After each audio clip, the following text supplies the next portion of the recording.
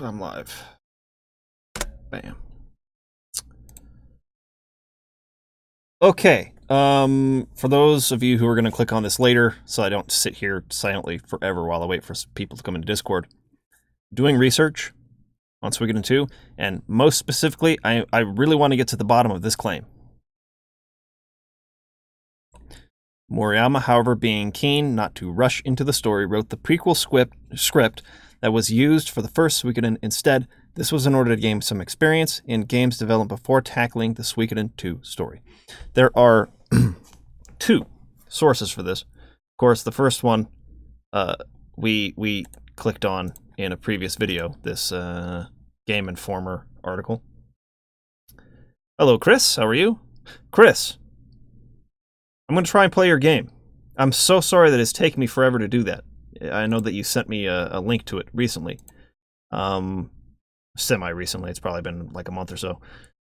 I really apologize. I have not tried it out yet. I am keen to do so. Trying to find the time for it. Anyway, so we have this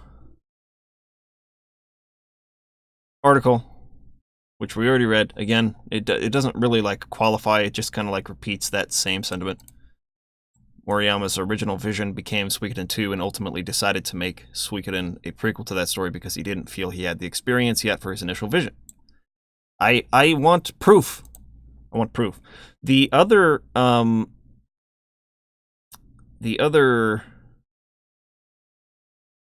reference they give looks like some kind of article in a foreign magazine, level number 41. I don't know what this is. I got a Vanner's log. This is from 2009. Was it an interview? I don't know. I put that into a Google search. I just like copied that and pasted it here. And oh, wait a minute. What is this?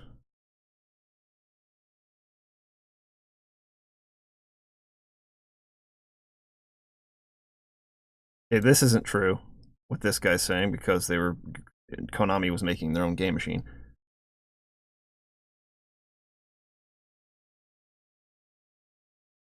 Get the fetch out of here. Chris says, I've got a lot more done since then, and even I can just get your opinion on the news story opening. That would be awesome. Send me whatever the newest version is. And let's just go ahead and commit. At the end of today's stream, I will play it. The end of this stream, this current stream, I will play it. Send me the newest one. Allegedly, Suikoden was never planned for. PS1 did. I don't know why I'm bothering. Okay. There was a link.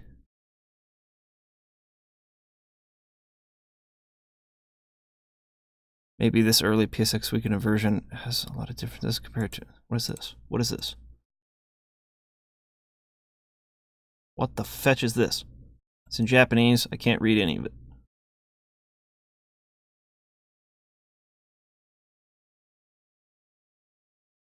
I'll have to ask someone who knows Japanese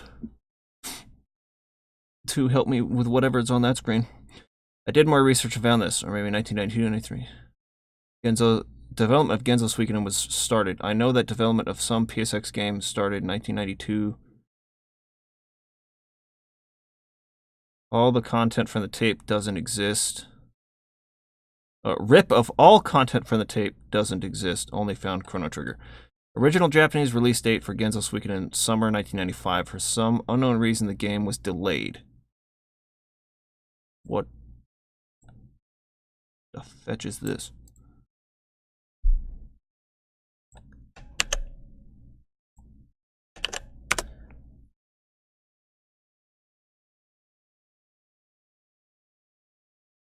Ah, fetch. December 15th, 1995, Genzo Suikoden was released in Japan. Konami announced US release. What is this?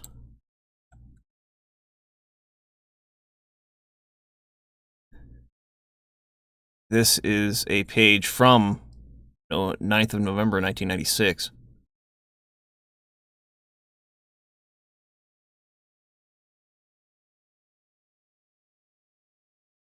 So this is, I mean, the game's already released at this point.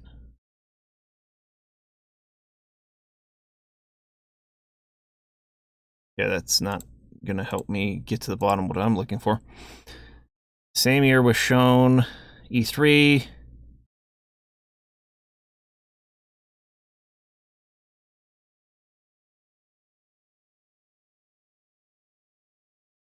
There must be something about Suikoden in various US and UK game magazines from 1993-95. So they don't have a lot of time digging. Okay, so he didn't find... The creators... I found an article on 1UP that says this.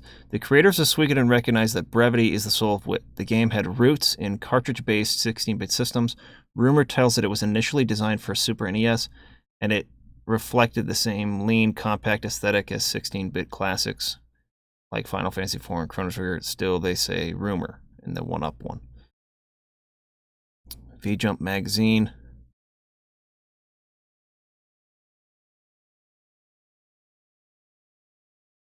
What is this video?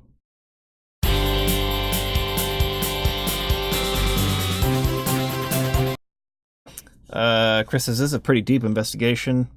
Now I'm just waiting for you to have to go to the public library to dig out microfiche from 1983. I really want to know, because I hear people say that a lot.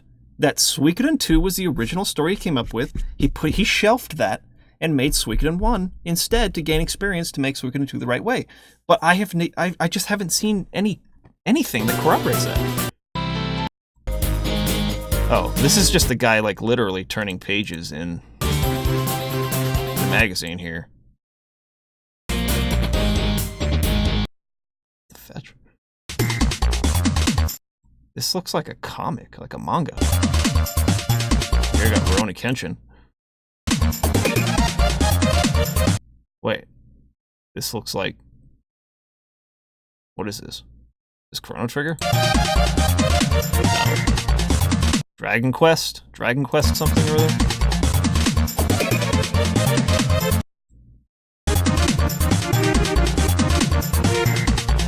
Dude, even if I could find the exact spot where Suikoden is possibly mentioned, like being able to read this would be impossible. One, because it's in Japanese, two, because it's such a low resolution.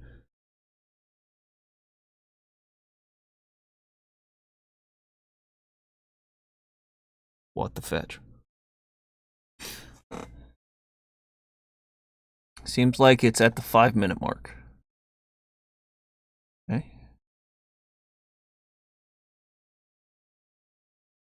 What are we looking at?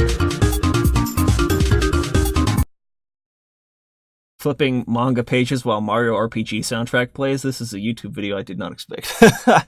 Okay, yeah, I can't clearly see any of this, so it's useless to me. The only time that video shows any Genzo Suikoden coverage is at 044 mark, and it's nothing more than a hint section detailing how to trigger certain events. You're just grasping at straws at this rate.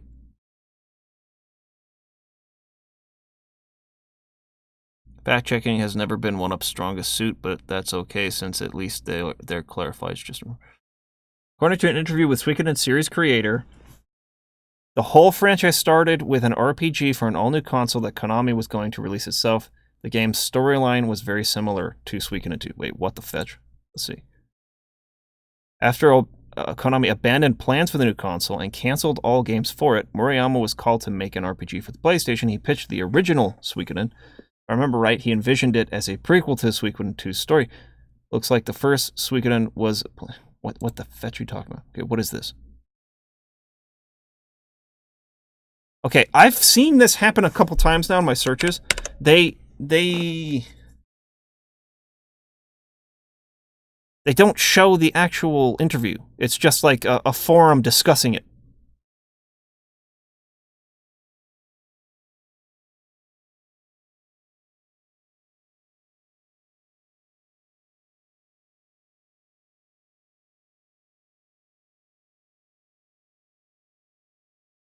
Latest issue of Swedish Gaming Magazine, so it's a Swedish Level 41 contains an 8-page interview with the man himself. This is the one I'm looking for. When asked about rumors of Konami interference with story and gameplay of Suikoden 3, he responds to this. Where can I actually see that freaking interview? Is there a translation of it from Swedish? I have a friend who speaks Swedish. I could actually get him to maybe look at it for me. But where is the actual review? Or where's the actual interview? I don't know where the actual text of that is. Like, Moriyama's reasons for leaving revealed. You click that and it's just this forum discussing it. I'd like to see what else he said in the rest of the interview. The retro article, so it mostly talks about how he and Junko first met and were working on the first Suikoden. There's just a little blurb in the beginning where he talks about Suikoden 3 and he was leaving. I'll look into translating the whole thing.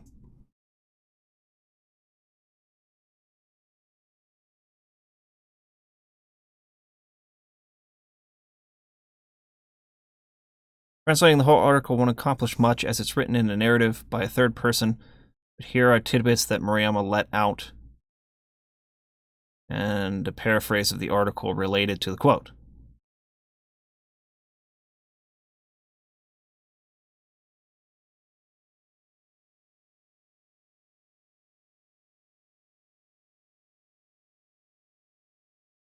This is about them.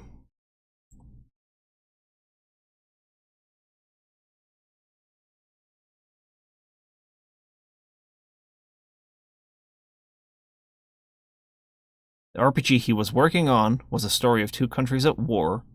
On either side of the conflict were two childhood friends, featuring a job system and 60 different classes. The storyline was later reused for Suikoden 2. About a week after the console project had been scrapped, my boss called me again. This time, he spoke just as enthusiastically about the next big project. I'm going to start developing games for Sony's coming console, PlayStation. I thought to myself, okay, here we go again. We're gathered in a room, had 5 unmanned projects to choose from: baseball, racer, RPG, RPG, and RPG. I don't really like either baseball or racing games, so me and Junko chose to do one of the RPGs, but if I had been given the opportunity to do a shoot 'em up instead, I would have done that. But I quickly found myself in the role as a new RPG director and programmer, and thanks to the fact that Konami didn't really believe the place. I wish I had access to the actual Swedish. Because my friend, I trust way more. He's like a linguist, and he could translate this better, I feel. And thanks to the fact that Konami didn't really believe that the PlayStation would be a success, I had almost completely free hands to create whatever I wanted within the budget constraints. Konami made only one demand of the game. It had to be the first in the series. The plan was to establish their own series on a new market before Square Enix made their entry. Because of this inexperience with RPGs, Moriyama played through other developers' games for inspiration and even looked at their source codes. Primarily, I discovered something interesting in Dragon Quest V. Every time you die and get revived at a priest, the speed of his dialogue slows down, perhaps not by much, but it's clearly there in the source code. And if the healing process was a strain on the priest, and therefore he spoke a little slower, small details like that made me feel like the game rules more.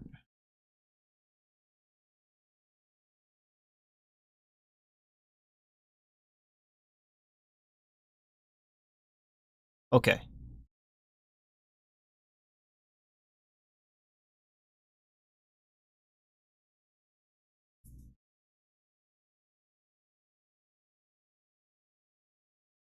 So a lot of this is information I covered. I need the original freaking text of this interview, man. Where is it?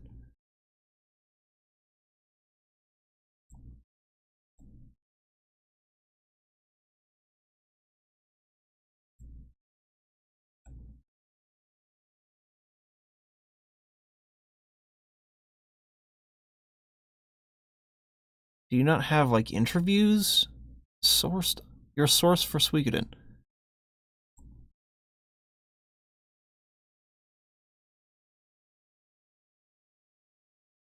Gameplay questions. Depth analysis. This might be a good source to like learn more about the lore and the story of the games. Maybe I'll star that for that purpose, but what I'm really looking for is... Oh yeah, and then I actually had this open somewhere. Yeah, his own page.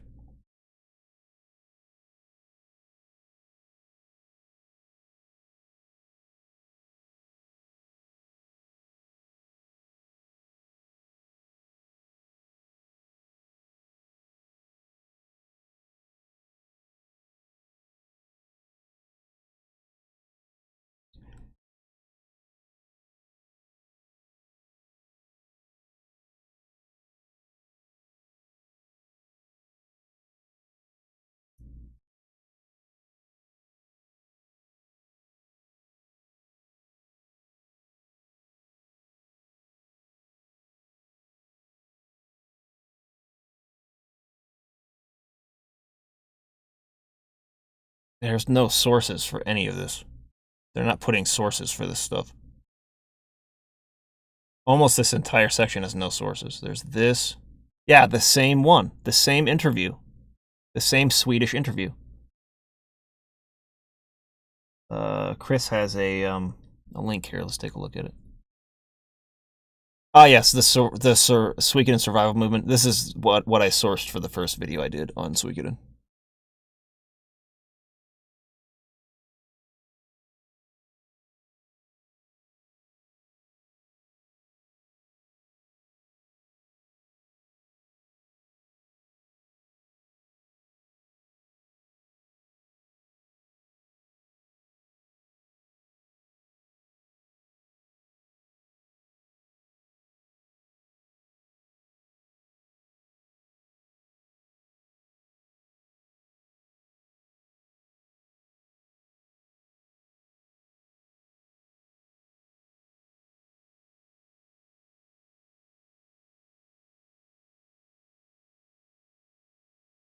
Yeah, we were too busy making Suikoden one at a time to even think about sequels. That's what I was talking about on the podcast yesterday.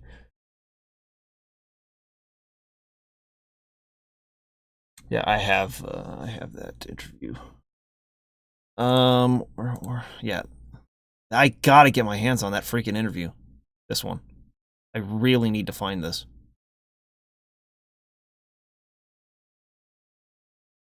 Maybe if I just copy this part, I can get like the actual Swedish text.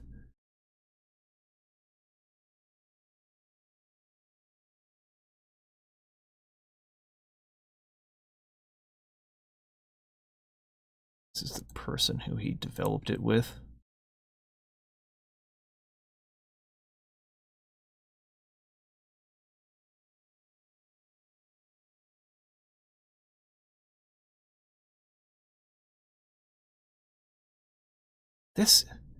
There's now like 3 articles that reference this interview.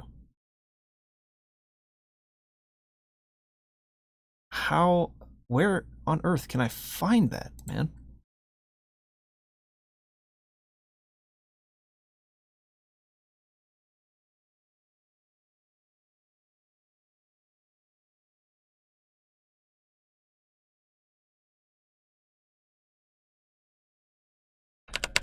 This is the video.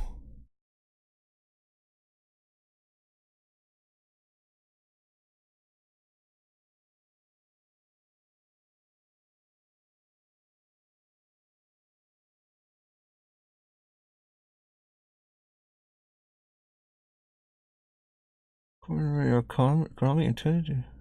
I know.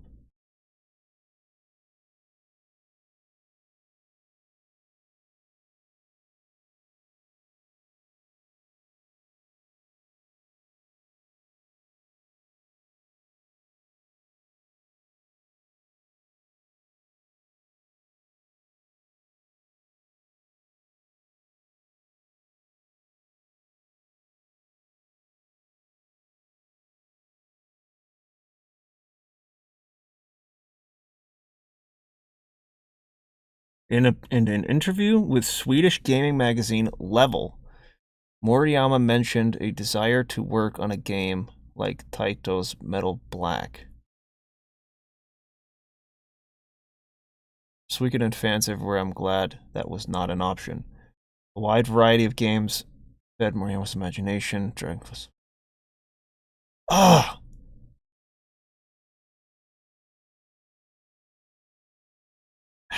How?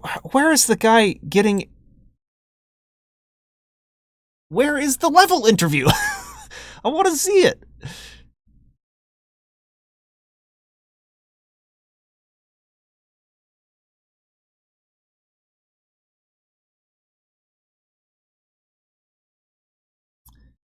Maybe this should be a lesson for us all. Never give an interview to an obscure magazine that's bound to fold in 2 years. Seriously, holy fetch. When was this published? This was in 2018.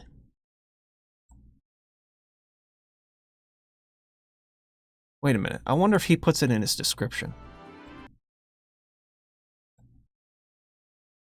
Interview with Moriyama, 2009. Wait. See, he's not leaving a frickin'... He's not leaving a frickin' link to it.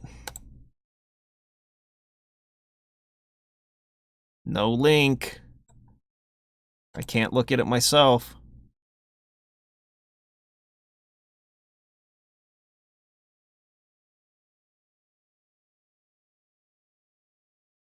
I think I left a comment on this video. If I'm not mistaken. Yep, there I am. Where did you get your freaking interviews from? He's like, they're in the description. Except this one I can't go to. Hat just got here. Are we researching whether he planned 2 before 1 or just development history in general? Yes, we're trying to find specifically if he really planned 2 before 1. If it was an obscure magazine that went out of business, maybe he'll do an interview with Mike, given the channel is in a better standing. Maybe. I don't know how I could reach out to him, though. Yeah, this is the interview I want to find. It's in Swedish. I have a friend who is a linguist who speaks Swedish fluently, who could freaking translate that for me. I just have to find where the actual text is. And I've put that into,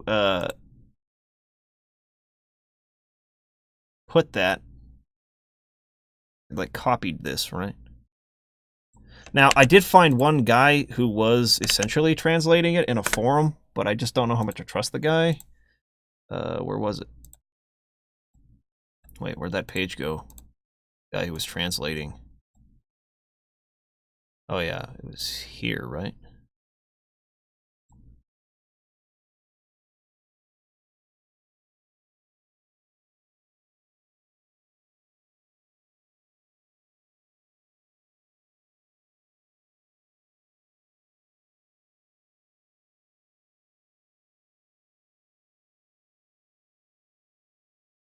It's a translated interview from Level via Suikosource. So he just copied and pasted it.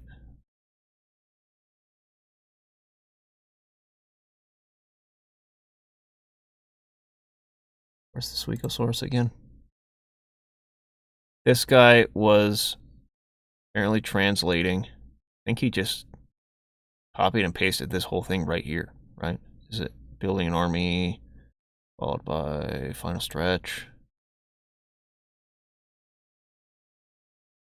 Yeah, it's the same thing.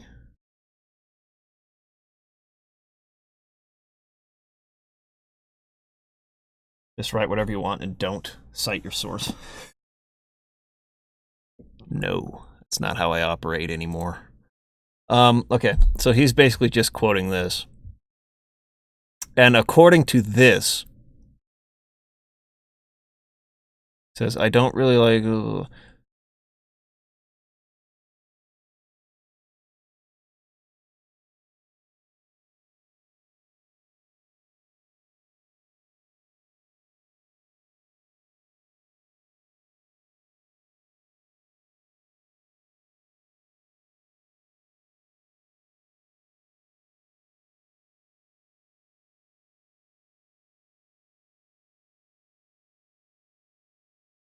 So what this is saying is that,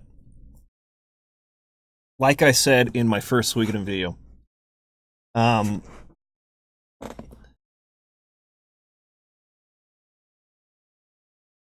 they were making their own console at Konami. He was working on an RPG for that console. That's corroborated by the interview from the book that I have, which was an interview done later. He doesn't say anything in this interview about that being the story of Suikoden 2. But he does say that an element from that, the name of the protagonist's friend, Ted, became the name of the friend of the protagonist from the first Suikoden game. That carried over into Suikoden 1. Here, it seems to clarify that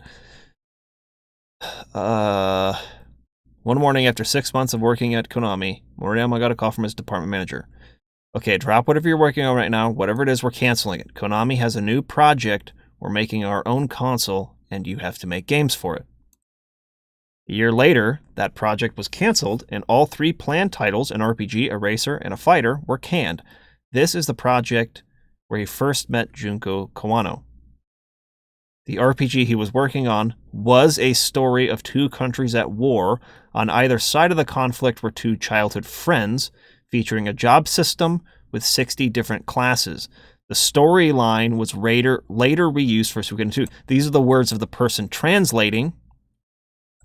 The actual quote is, about a week after the console project had been scrapped, my boss called me again. This time, he spoke just as enthusiastically about the next big project. We're about to start development for games for Sony's coming console, PlayStation. I thought to myself, okay, here we go again. Moriyama, Kawano, and 10 other employees were gathered in a room and 5 unnamed projects had 5 unnamed projects to choose from, all these different things. I don't really like baseball racing games. I chose to do the RPG, even though I wanted to do a shooter or whatever. Konami only made one demand of the game. It had to be the first in the series. The plan was to establish their own series in a new market before Square Enix made their entries. Because of his inexperience with RPGs, Moriyama played through other developers' games for inspiration. And then he talks about the Dragon Quest thing.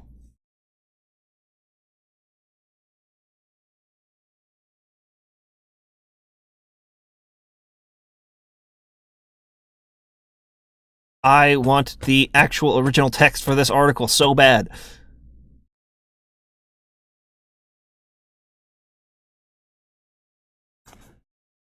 It's really frustrating that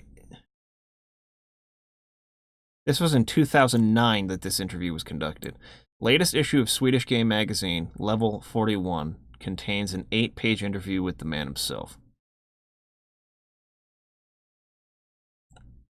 Where? Where is the text of that interview in Swedish?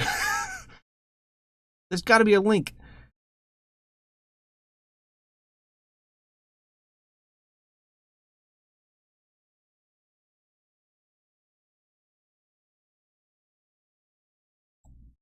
Level Magazine.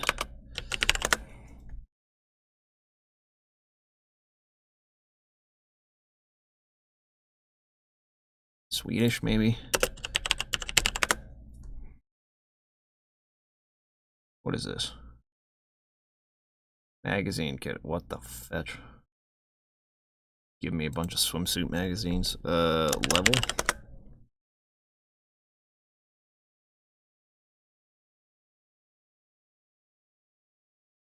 Doesn't look like they have it. I don't even know what this website is. Oh, wait, here we go. Level. This is Turkey, though.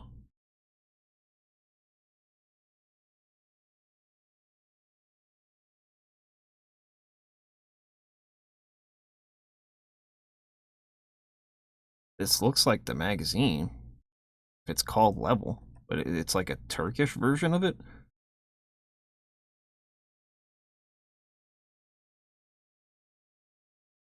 Huh. That wasn't helpful.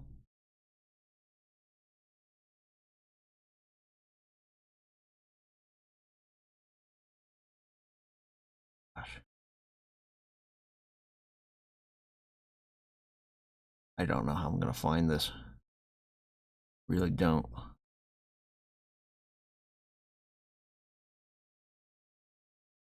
Damn, I really want to see the source that the guy is actually. I want to read. Well, I can't read it because it's in Swedish. I want to see it in print and have my friend translate it. Because what annoys me about this, about what this guy's doing, is that he's only doing a few quotes, and the rest of it he's just kind of summarizing, right? So this part, the storyline was later reused for Suikoden 2. He's summarizing that from the text, but he's not quoting where he said that. And that bothers me. I want to see that quote.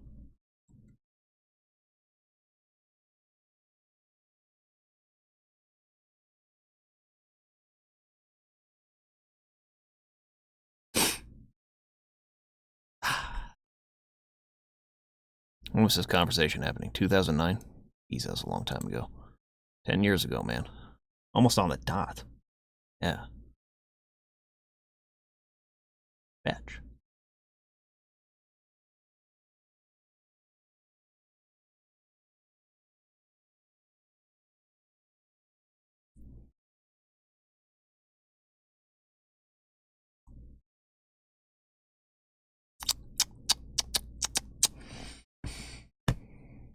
I'm stuck.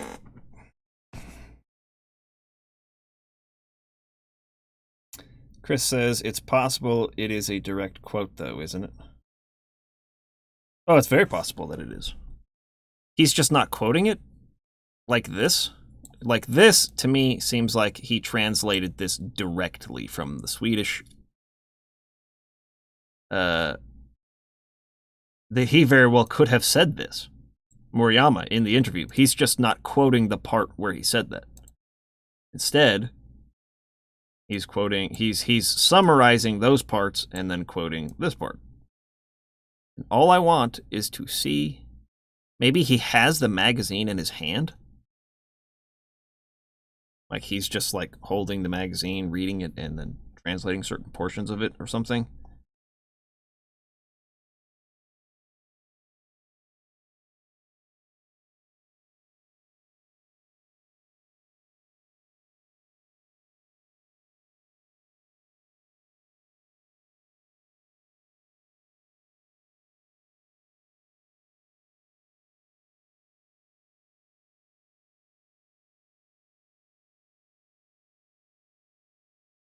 The headings suggest it is a quote. Wait, what do you mean? Oh, you're saying that this is what the writer of the Swedish article wrote, and he's directly translating what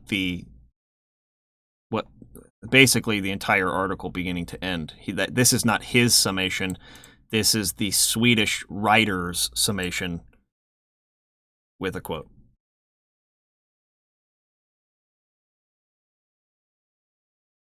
Does it say paraphrase? Wait. Translating the whole article won't accomplish much. Yes, it would. As it's written in a narrative by a third person. Oh, see, but that's what he's saying. It's written in a narrative by a third person. But there are the tidbits that Moriyama let out, and a paraphrase of the article related to the quote. Wait, what? I don't understand what he means by the last part. So, the article is written in a narrative by a third person.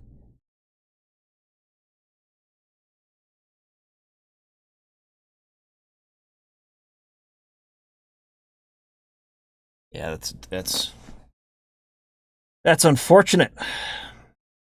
I wish I could see the actual original thing, but I'm sure that's not archived anywhere.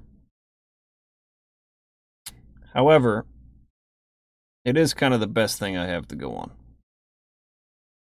So we at least have this, a translation of an article from a Swedish magazine called Level in 2009, which seems to assert that the storyline that they were working on for that game or the Konami machine, they kind of reused the storyline from that one.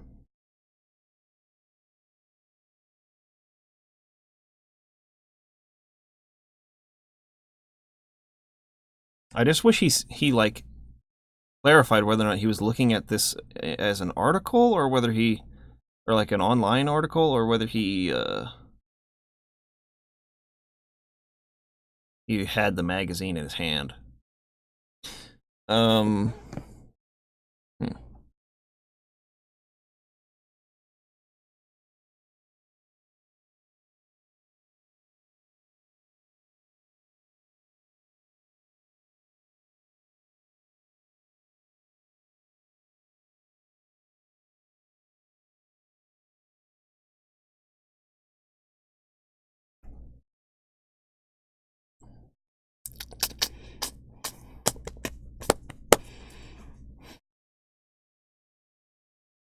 Part of me feels like I have to accept this, but I really don't want to.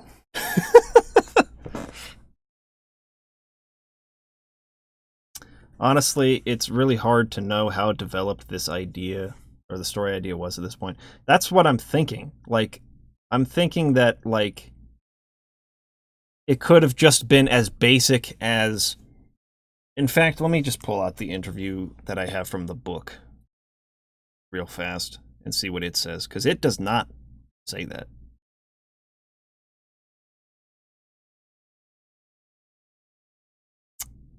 Here we go.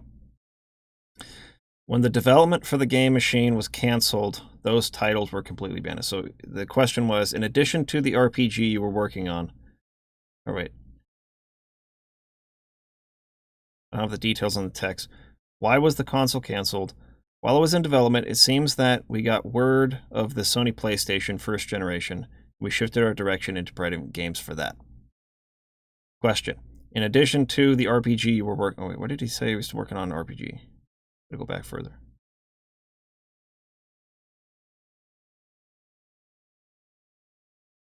Describe when and how you joined Konami.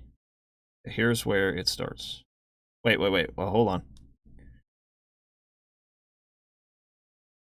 Prior to leaving for Japan, I was unable to contact Mr. Moriyama. However, once I arrived, I met and spoke with Harry Inaba, formerly of Konami, and he revealed that he was again in contact with Mr. Moriyama. I provided him with translated Japanese questions, and Mr. Inaba, along with Jeremy Blostein, very kindly translated. Jeremy Blostein was one of the guys who translated Suikoden 2. Very kindly translated these into English for me. Given that both gentlemen were involved in the localization of Suikoden and Suikoden 2 respectively, it seems rather appropriate to me. A lot of my questions were influenced by an interview Mr. Moriyama did for Swedish Games Magazine Level, specifically number 41, the August 2009 issue. You don't need to have read the Level interview to appreciate these. Yes, I do, because the single point that I want clarified is cannot be freaking... I can't find it. But it explains why I focused on certain topics, notably the Konami console.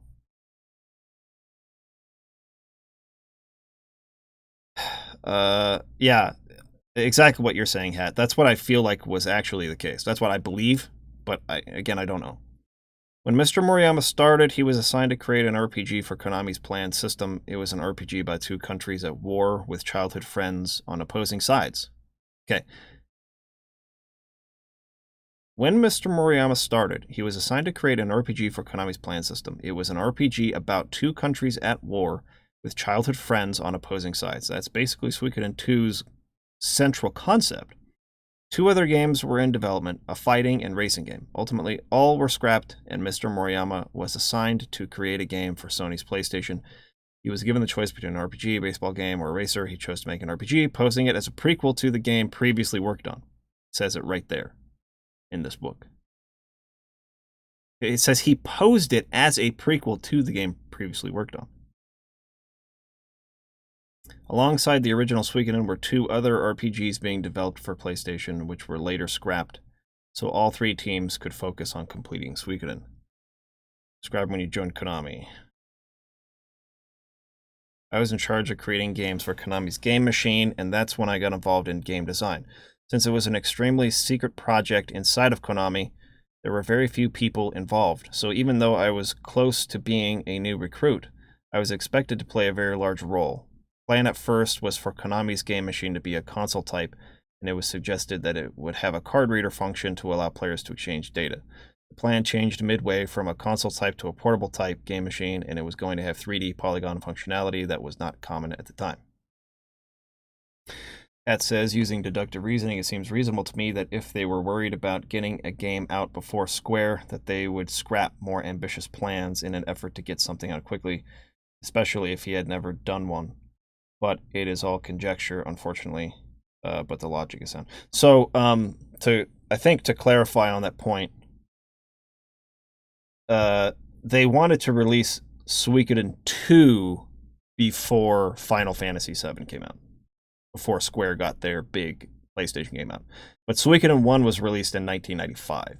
So Suikoden 1 came out much, much earlier than, at least 2 years earlier than Final Fantasy VII. So I don't think they were rushing the first Suikoden out to try and get it out before Square, but it was Suikoden 2 they were trying to get out before Square released Final Fantasy VII. What medium were the games to be on? Since it was going to be a portable game system, the plan was to use ROM cartridges. Had the outer design and control layout been finalized? Can you draw a sketch? He says I can't remember. What kind of tech specs did it have? I don't have the details, so I really can't answer. But as I mentioned before, it was a portable game machine with 3D capability. Why was the console canceled? While it was in development, it seems that we got word from Sony PlayStation. We shifted our direction to providing games for that. Question, in addition to the RPG you were working on, there was a racing and fighting game by other teams. How far along were these, and did they evolve into other titles? When the development for the game machine was canceled, those titles were completely abandoned. Actually, at the time, I was involved in the development of an RPG and a fighting game. Fighting game had about 2 characters that could be operated to a degree, and the RPG had a playable opening. Since the racing game was being done by another team, my recollection is a bit vague, but I think it was about 20% along in development. None of those titles went on to completion, but the name of the hero's best friend in the RPG I was working on was later reused in Suikoden. That name was Ted. See, so it seems to me like the RPG they were making for the Konami game machine was very, very, very, very, very early on in development. They had a playable opening. The racing game was about 20% along in development. None of those titles went on to completion, but the name of the hero's best friend in the RPG I was working on was later reused in Suikoden. That name was Ted. So that was the element of the canceled RPG for the Konami game machine that was carried over into Suikoden 1. However, apparently that storyline that they were working on for the RPG for the Konami game console was a story about 2 friends on opposing sides in a war-torn nation. But that doesn't mean it had a lot of the other particulars sort of worked through. Things like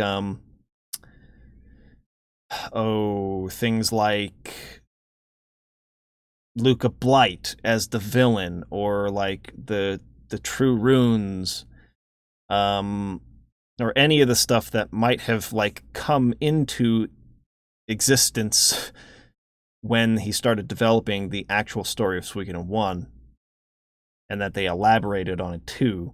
But I guess like the rumor suggested to me like, oh, they had like planned out the story of Suikoden 2, but like, no, we're not experienced enough to make that. Let's do this prequel story first and then return to it. I think that part is the part that's faulty. Like he was like, oh, we're not ready for this story yet. Let's do Suikoden first and then come back to this when we have more experience. That's the part that I think is wrong.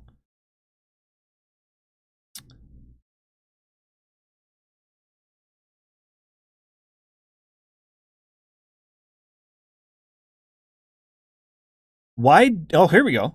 Why did you create a prequel to the game originally planned for Konami's new console, rather than just carry on with the original? I had not seen this one.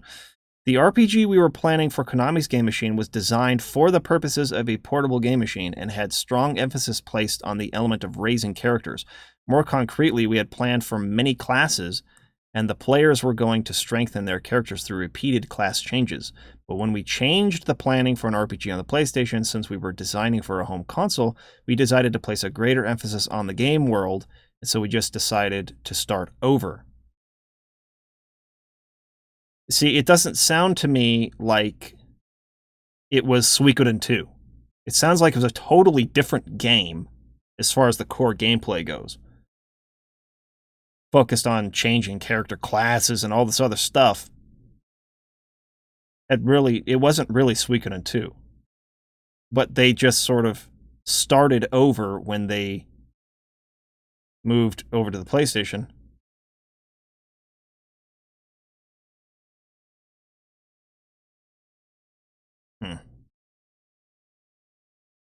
Let me do a snapshot of this. Thank you.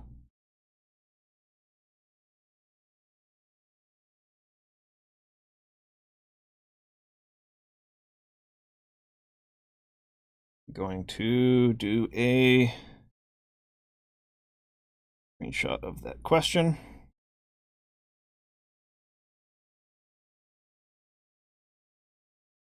Let me get this on paper before I kind of like lose what my thinking is on this.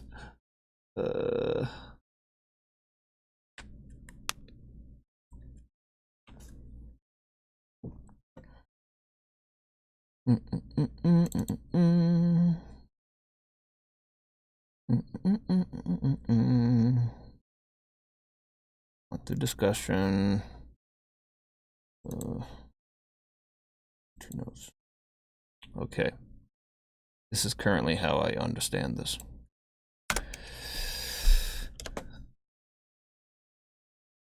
Moriyama was creating an RPG for Konami's game console. That game featured a story where 2 friends ended up on opposing sides of a war. The game was canceled very early in development. It had a playable opening sequence.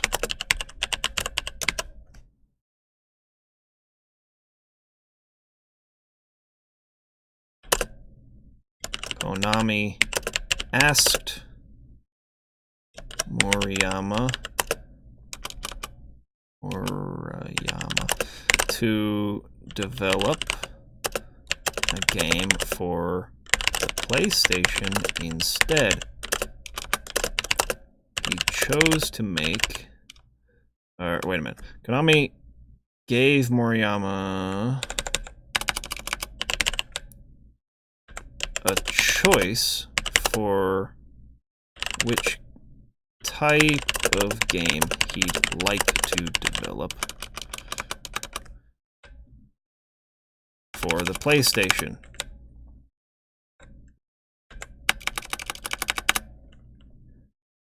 He chose to make an RPG since they didn't give him the option to make a shooter.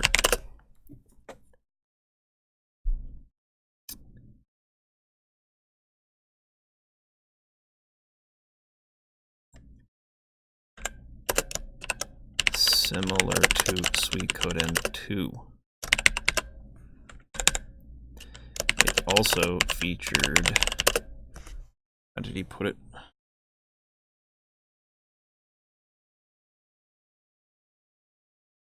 Strong emphasis. A strong emphasis on the element of raising characters. They had planned for many classes, and the players were going to strengthen their characters through repeated class changes.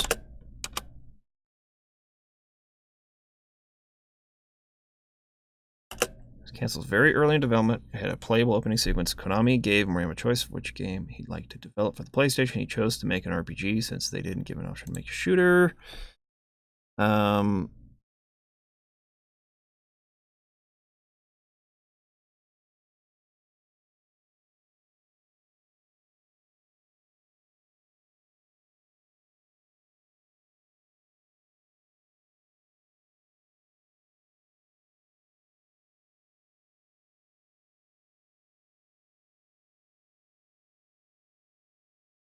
What else was I looking at? Oh crap, I just closed that. I don't know what that was.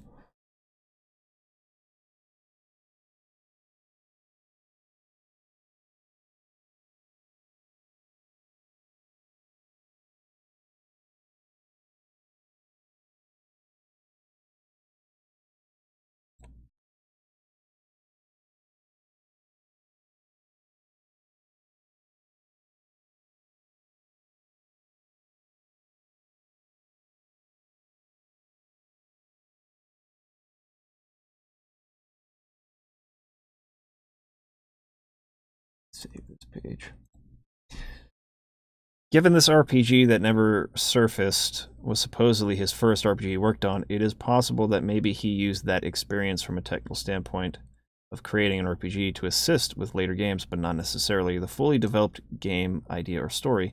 And over time, that was misunderstood as characters and plot.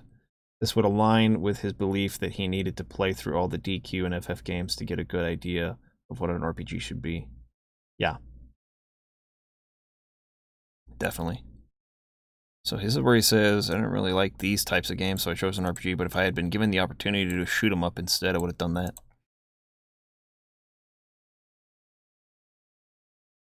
Thanks to the fact that Konami didn't really believe that the PlayStation would be a success. Do whatever I want. Konami made one demand of the game. It had to be the first in a series. The plan was to establish their own series on a new market before Square Enix made their entry. So they wanted to start a new series before Square Enix got in the game. Because of his inexperience with RPGs, Moriyama played through other developers' games for inspiration and looked at their source code. Primarily, I discovered something interesting in Dragon Quest V.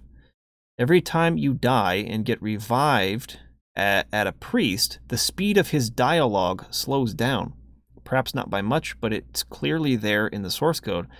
And if the healing process was a strain on the priest, and therefore he spoke a little slower.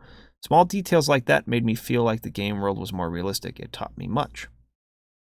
He also drew inspiration from his favorite games, Metal Black and Civilization. Like that, they were very complex but easy to get into. He also got inspiration from one of the few RPGs he had played when he was younger, Black Onyx. I remembered when I got Black Onyx from my parents, the difficulty of the game made me incredibly frustrated. Some parts took me months to complete. In the last cave, the player needs to pass through a series of doors in the exact right order, but without any clues whatsoever how he should go about it. Personally, I wanted to make a relatively easy game that anyone could beat, and that became a driving force during development rather than make a complex game system. I wanted to capture people with a dramatic story. That's a great quote. I think I want to talk about that when I'm talking about the game's difficulty. On the game's difficulty.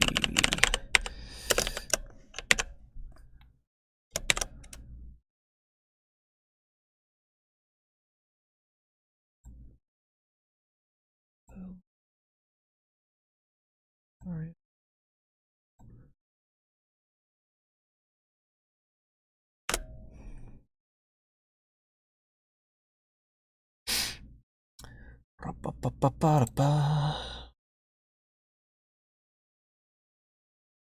He and Quano quickly decided not to use the graphical capabilities of the PlayStation. The early polygon tests I saw were not impressive. I think the technology was too young. 3D models didn't feel like people, they were too expressionless. We chose to make a pixel-based game instead because we would better be able to express the characters and give them more soul. Oh, that's a great quote too. Holy crap, that's a good quote. I'm going to use that when talking about the unique sprite animation.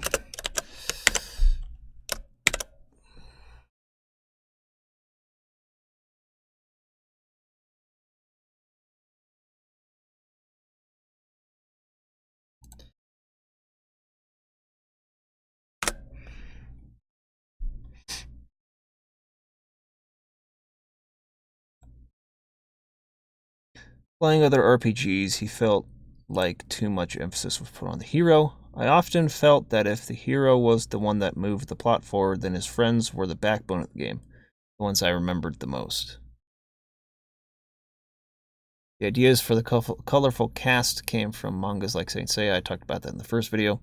Before the project could get started, the teams reassembled to pitch their ideas, feeling afraid that its boss would misunderstand his intentions with the game built around secondary characters. He reached the conclusion that the 50-year-old man had probably never heard of Captain Tsubasa or Fist of the North Star. Instead, he chose to use Shuihu Zwan to illustrate his idea. Suikoden, my boss exclaimed, an RPG with 108 characters. I love it. Do it. First, I considered telling him that it wasn't exactly what I had meant, but I didn't. I later regretted that I didn't try to explain what Captain Tsubasa was anyway. I didn't mention that exactly, even though I had read that in the other interview.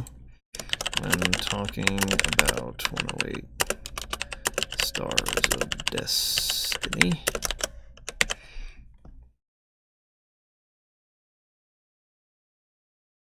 That is something I think I want to mention in this one, though.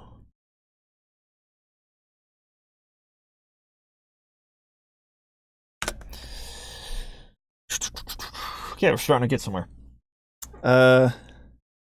Hat says, yeah, it seems to me the abandoned RPG ended up being an opportunity for him to get his feet wet with creating an RPG. Clearly, he didn't just play these other games, he studied them. Yeah. For sure. This is all stuff I could have mentioned in my other retrospective for the first game. That I guess I just hadn't really looked into this particular interview.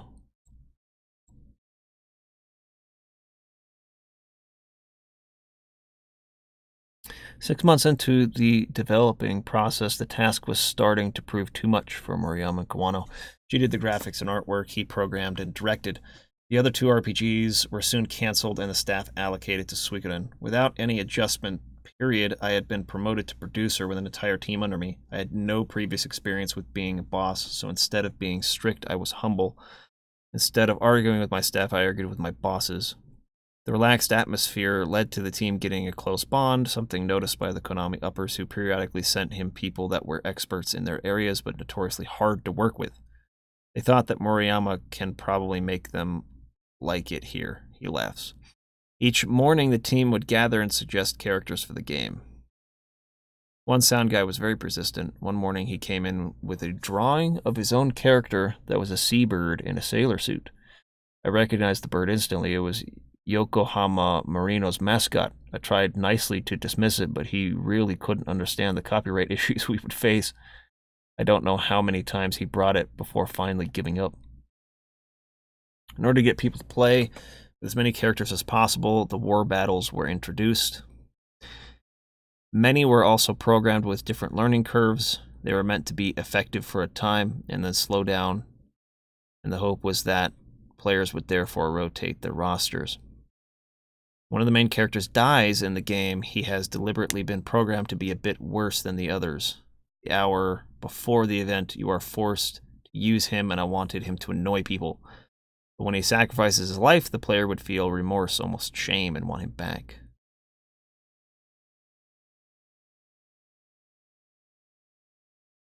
I remember the very last day when had burned the game to disk and sent it away. Once I got home for the first time in I don't know how long, I get a phone call that tells me they can't start the duplication because of a bug in the master copy. 5 of us hurried back to see what was wrong. It turned out to be a minor bug that we fixed in a matter of minutes. But then we had to stay there while the game was burned to disk again, which took hours. Without any joy or excitement, we sat there and played Kuruin Pa for PlayStation, just waiting for everything to finish. I don't think we said a single word to each other in all that time. Holy crap. Word of mouth grew, sales gradually increased. The development team started getting fan mail from players, and Moriyama personally responded to every single one. Content with the final sales, Konami went ahead, or content with the final sales, Konami went ahead with the original plan and made Suikoden into a series. But by this time, programming for PlayStation had matured and 3D models were more impressive, and by this time, it was a fact that Square were working on Final Fantasy VII. Realizing that Square's game would be bigger, better, and more beautiful than anything else for the PlayStation, Moriyama had a difficult choice to make. In the end, it was the fans that decided the fate of the series. We noticed that players really loved the world and characters we had created. All the letters we got, all the response were about the story and the world it took place in. People got immersed in our universe and were spellbound by the characters we filled it with.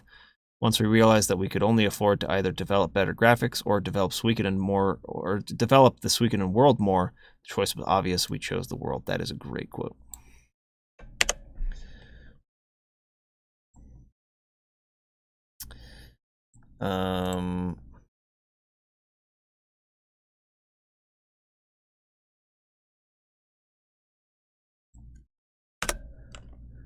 Additional quote for above section.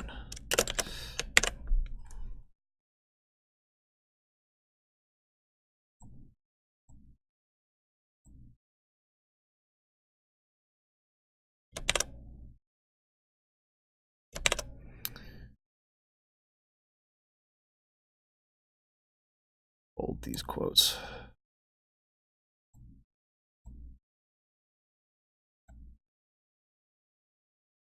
Read them more easily.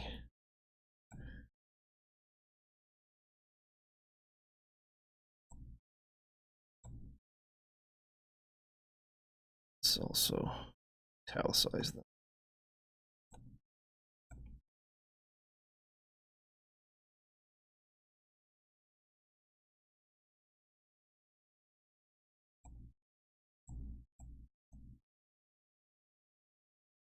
All right. I think we've gotten somewhere here.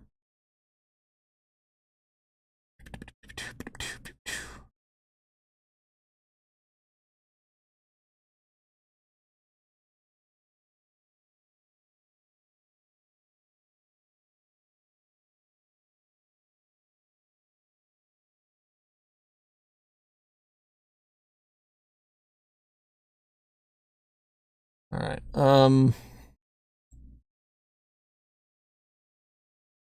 Cool. Well, I think I have a pretty solid ground to work on there now. We need that, or that, that, or that, or that.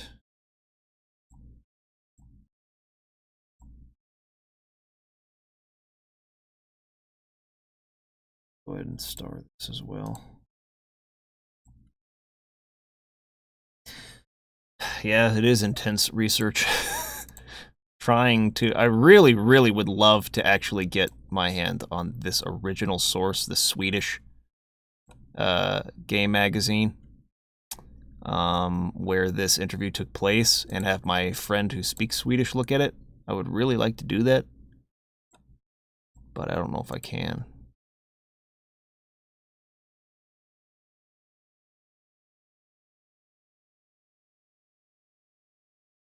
Here's another link.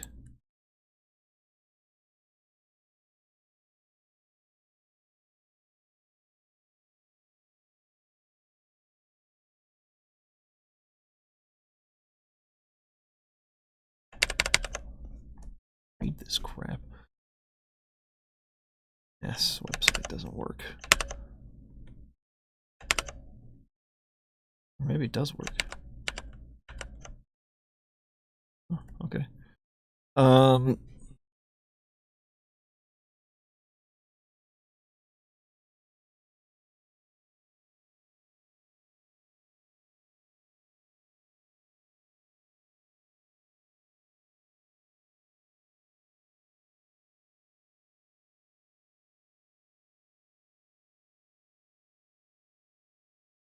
Moriyama composed an early version of the script for Suikoden 2. See, they keep calling it that. They keep calling it as if it was the script for Suikoden 2, and then they shelved Suikoden 2's script. I don't think that's true. I think he wrote a story that was the basis, the starting point, the original concept for Suikoden 2. And then they just reused the concepts and elaborated on them. But people keep wording it as if they had a script for Suikoden 2 done. And then they were like, set that aside. Let's make Suikoden 1 as a prequel first, and then come back to this. I don't think that was his idea. He had this idea for a game, story. They scrapped that game entirely.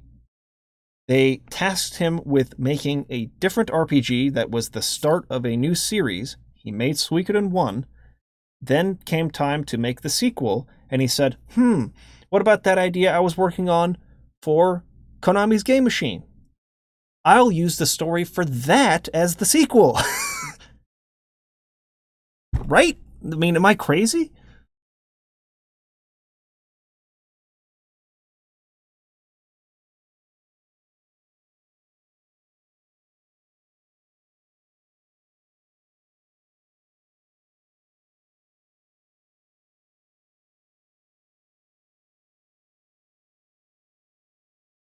But the reason why I'm doubting myself on that is because all of this other stuff seems to be pretty much directly coming from that interview.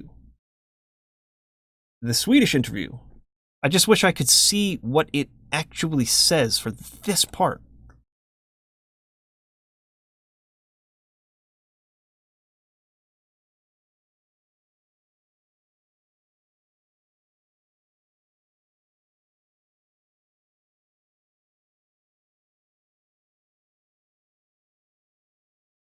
See, this sentiment right here.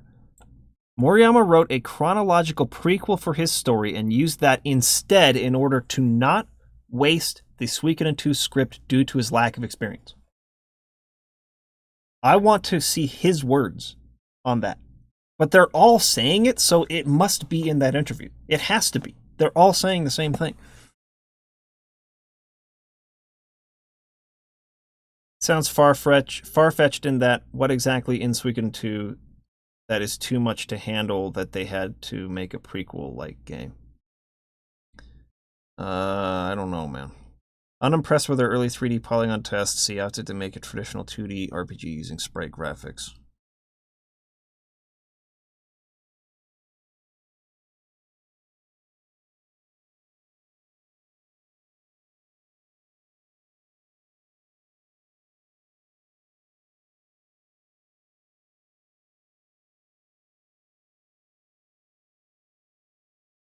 Okay,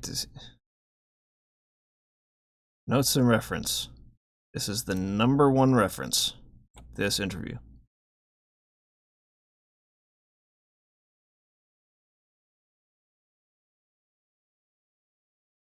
What is this?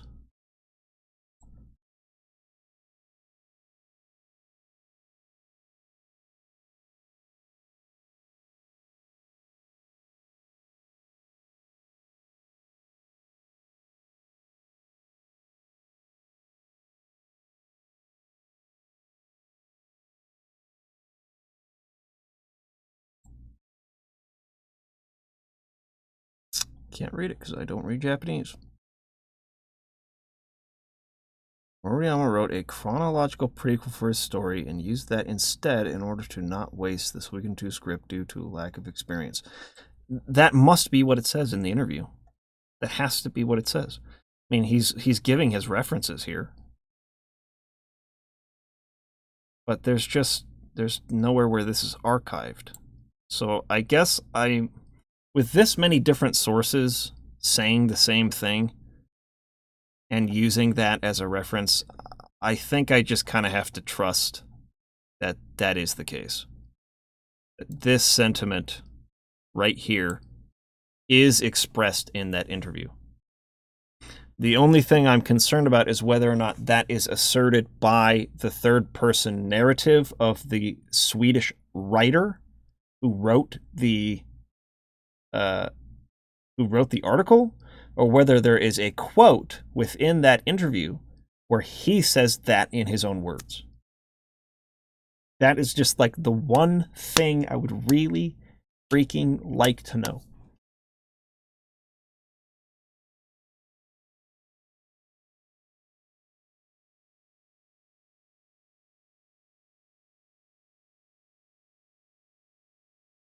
You can add caveats in the video itself. That's true, I could do that.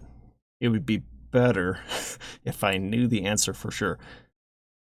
I wonder if I... Okay, so on Twitter, right? I have a follower. This guy. He's Finnish. He's not Swedish. I was thinking maybe if he was Swedish, I could like reach out to him and maybe he could like go to a library and find a copy of this magazine or something. And like send me screenshots of it.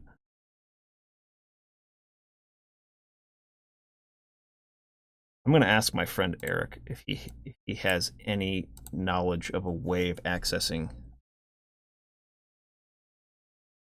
material like that.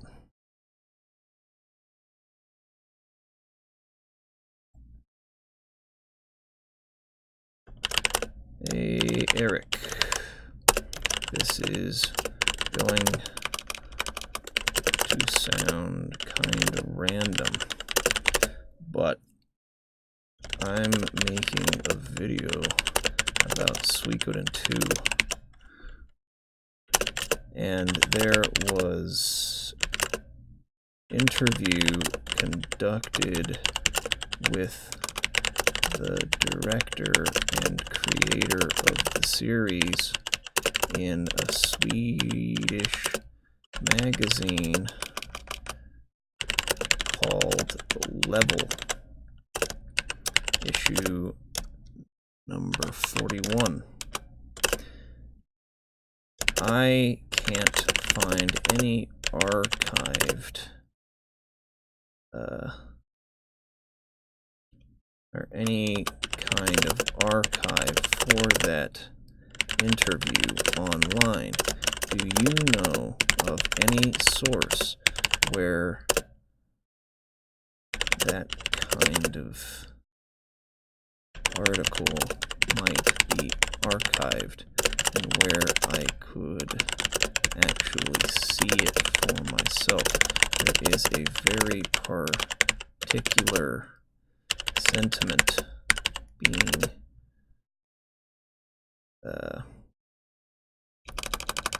going around that I want to make sure the director said himself. See what he says to that.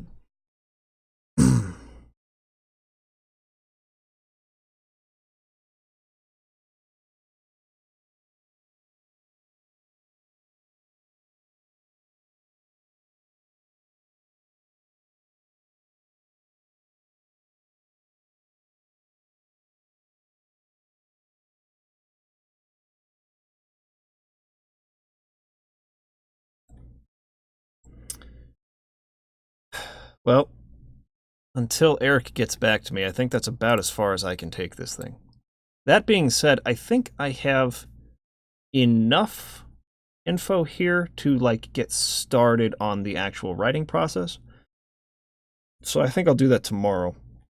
Probably stop streaming for now. Oh, I'm not gonna stop streaming because I'm gonna play Chris's game. We're gonna switch gears here. I'm going to download this game and play it right now. Did I download it? Oh, there it goes.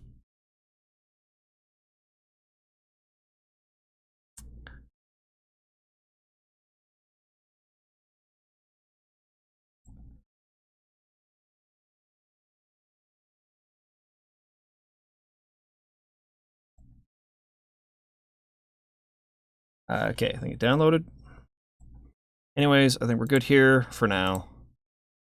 Congratulations. I think we got closer to the bottom of that story. Let's play Chris's game.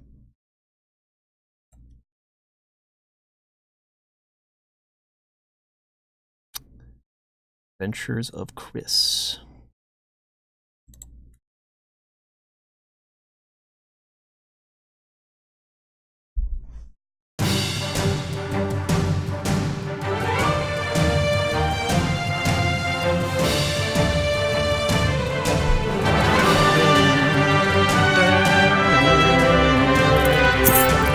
Good music.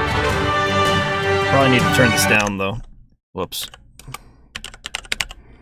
It's a little loud for the ears of the people watching the stream.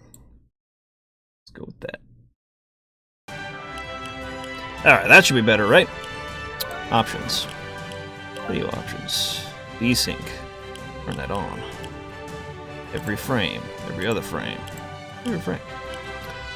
Yeah, let's do windowed.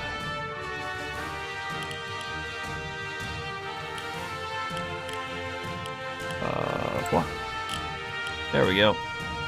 Now what I'm going to do is, instead of doing the desktop, I'm going to add it as a window captured source called Adventure of Chris.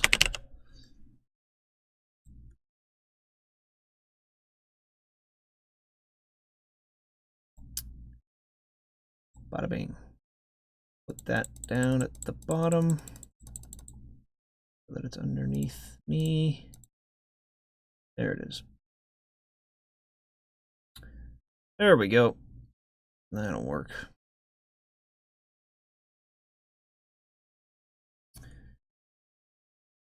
Okay. Apply.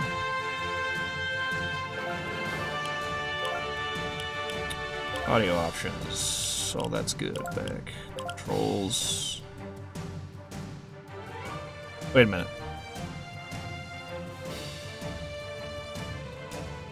Can I use a controller for this? Did I end up doing that? Or did I use keyboard and mouse? I don't remember, Chris. Did I use a controller when I played this before, or was it just keyboard and mouse?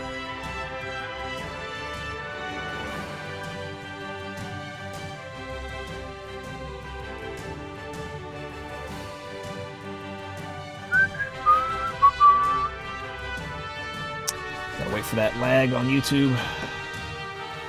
Dat lag.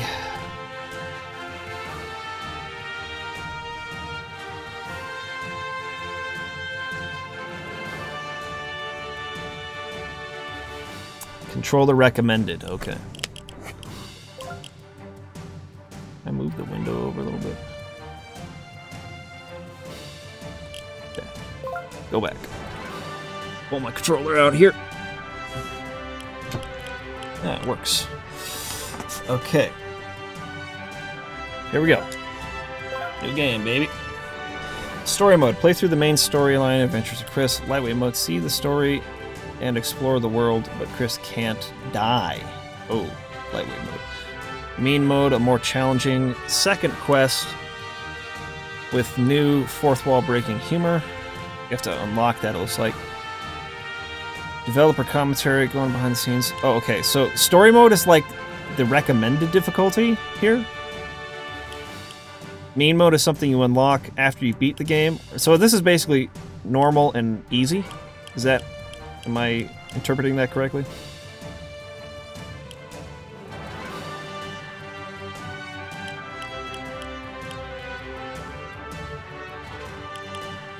Normal, easy, hard, but with some humor added into it.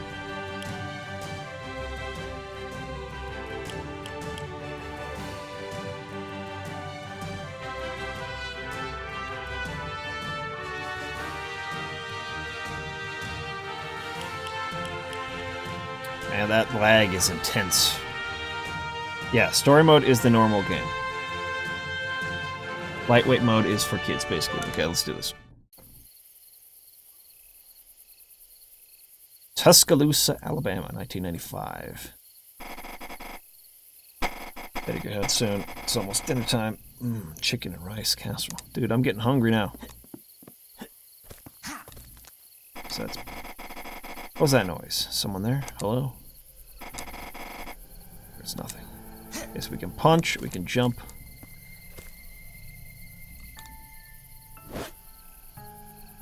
Ooh, I don't think this was in the game last time I played it.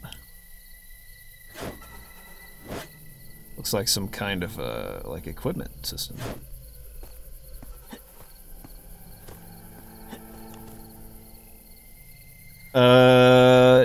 Yeah, we could do that, Chris. Let me pull up Skype and share the screen with you.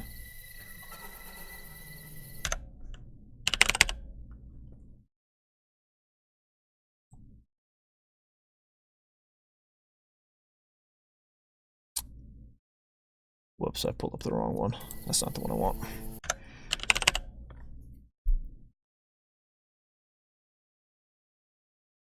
Right? Okay, this is the one I wanted. Where you at? Where you at? Chris Skewin. Wait, what the fetch? Didn't I have you on Skype? What I did? I'm confused. No, I don't want to update Skype. Get out of here. What the fetch? Chris Skewin. There you are.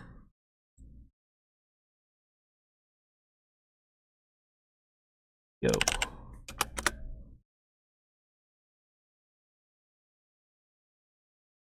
See if you got that message, Chris.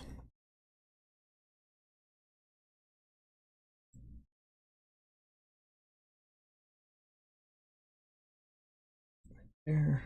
Be done with it. I don't fetching want this. Go away.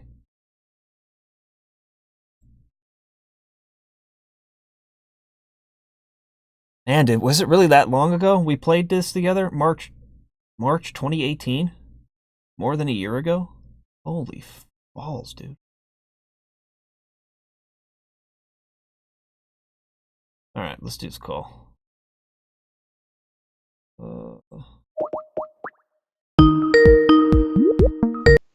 Hey, what's up? What's up, Chris? This should be a little easier on you if you got questions. Yeah, I'm trying to find out how to share my screen again. Done this in a while. Yeah, they keep changing the button. This? No. What? Share screen, there it is. It's like 2 rectangles. Okay. Share screen. Do you see it? Yes, I can now see your screen. Cool. Here we go.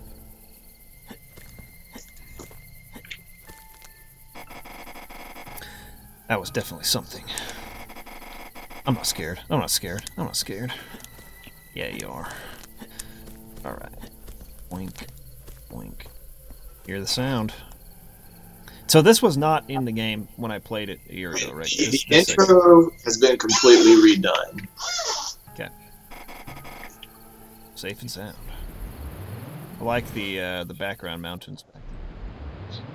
Oh, then we get teleported here, which is where it started before. Right? Yes, well, the background levels are basically the same, but the story has changed a bit. You're happy. Fettuccine Alfredo. Alright, Chris, don't get worried. No need to get upset. You can figure this out. Oh, wait, there's a signpost. Oh, this is in a different language. That's not English or Spanish, some alphabet, though. Am I somewhere in Europe? But it means where there's a castle that way. Follow the sign, maybe I can figure out what the heck's going on. So that little forest area that led up to your house, is that similar to the area you lived in growing up? Yes, that is very similar to Tuscaloosa, Alabama, although the hills are a little more exaggerated for dramatic effect in the background. Okay, so you didn't you weren't walking down the street or whatever. It was kind of just like a backwoods area. Yeah, my house had woods behind it, so. Okay. Floating cookies. That's more than a little weird, huh? Or if they taste like the kind that don't float. I can't get it yet. They could jump higher. Ooh. Have you changed the animation at all for that jump? Or is that the same? The jump is the same as it was. Because I just kind of noticed how the glasses in some of those frames kind of like fall down on the face and come back up. It's a nice little touch. Oh, cool, thanks. Like he like looks down and the glasses kind of like fall and then... Yeah, that come off his nose a little bit. Wall's pretty high. Maybe I could jump up there. You know what? I can climb it. All I gotta do is not think about my old gym teacher. Just get down off the pull-up bar. Is this based on a real person? A little bit. It's not. It's changed to protect the innocent, but You're not gonna make up for a lifetime of ice cream sandwiches. First of all, forget about Coach. Just try your best. Ah, this was not in the game originally, right? Oh yeah, that's all new there. Oh, that little spray of the what's the word? It's a asthma inhaler. Asthma inhaler, yeah. That's totally legit. Oh, a bat. There you go. Wonder if I can jump. That nerd like him. Jump. Show you.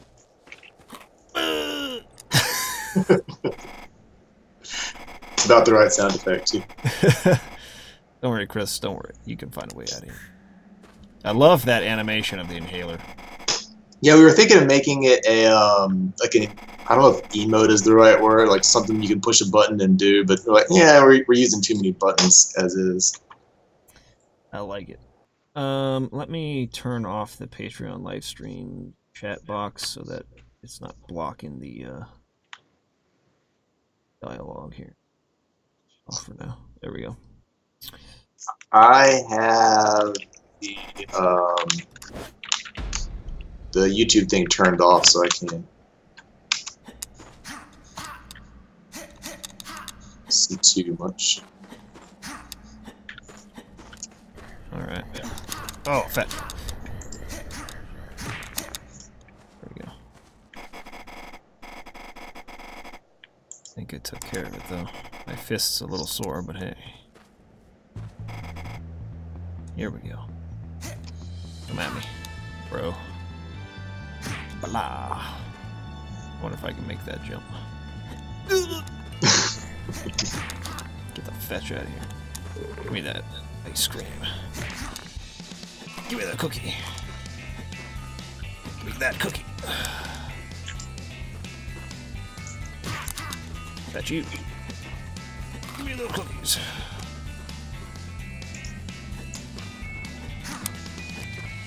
Find. Jump. Jump. Forget it. Yeah, fetch you. Blam. That. Oh yeah, made it.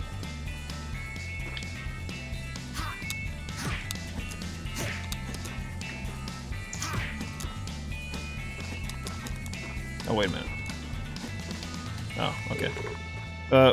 Is there like a specific tile or graphic that indicates you can climb? Is that why I wasn't you able can to... climb on any corner. It's just you kind of need to be able to jump higher than 2 tiles to activate it. Oh, okay. And you wouldn't be able to climb it anyway. You would just fall off. Because it's not strong enough? Yeah. Okay. But that little jump right there is one of those places where I can tell whether anyone has had platformer experience. Whether they can make that jump or not. Yeah, whether you assume that like your platformer character can kind of be off the ledge a little bit before jumping like Mario or not. Right. Really, there's a nice grown-up with a phone in there. You went home? I'm lost. I think I've been teleported halfway around the world. Blam! Oh, I thought I could punch that little kid. Oh, my game's freaking out. I don't know what's going on. Is that a V-Sync issue, maybe? Oh, what are you seeing? It was chugging a bit, like lagging. Okay, that may be a Skype thing. Okay. I'm not sure if it might make more sense for me to watch it over YouTube and then not share your screen, although that would be delayed for me. I don't know. Yeah. I shall have the most splendid birthday party. I shall be feared across the land. Of course, master, but wouldn't it be a touch more likely if you had a cake? Not a fool, ghost. Shall have a most fearsome birthday cake. Cake. Where'd that hippopotamus come from? I'm Chris. I'm kind of lost, so I could use y'all. Could I use y'all's telephone? Perhaps, dear boy, straggler from the find a friend spell you cast for the party. Ooh, find a friend spell. That was not in the original script, right? It was. So I'm Okay, curious how well you remember because it's been a really long time since you played the first one. But you have most of the things you've said so far have been new. I like that. Is that new? Where the character animates in the box as well? I'm not sure if it was there when you played it or not. It's pretty old, but we added that a while ago. That's really a nice touch.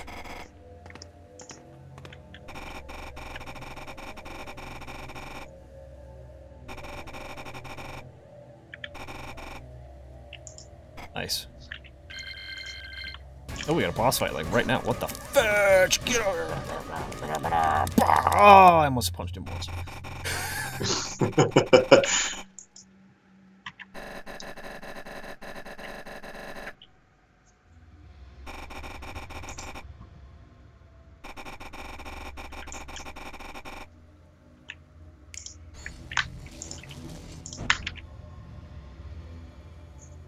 Well, he turns him into a balloon. So yeah, a lot of that is mostly the same, I think. But there is some new stuff here and there.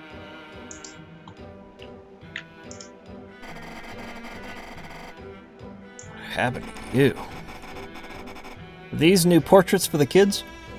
I don't think so, but I am giving them a little more play in this version.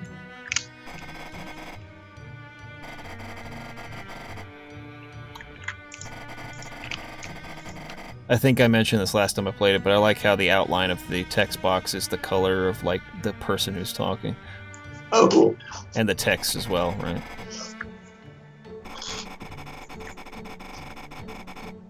It's a nice touch. There are some, like, even some JRPGs where it's not always entirely clear who's saying what. Yeah. That drives me a little crazy. Yeah, it's made very clear here. I like it.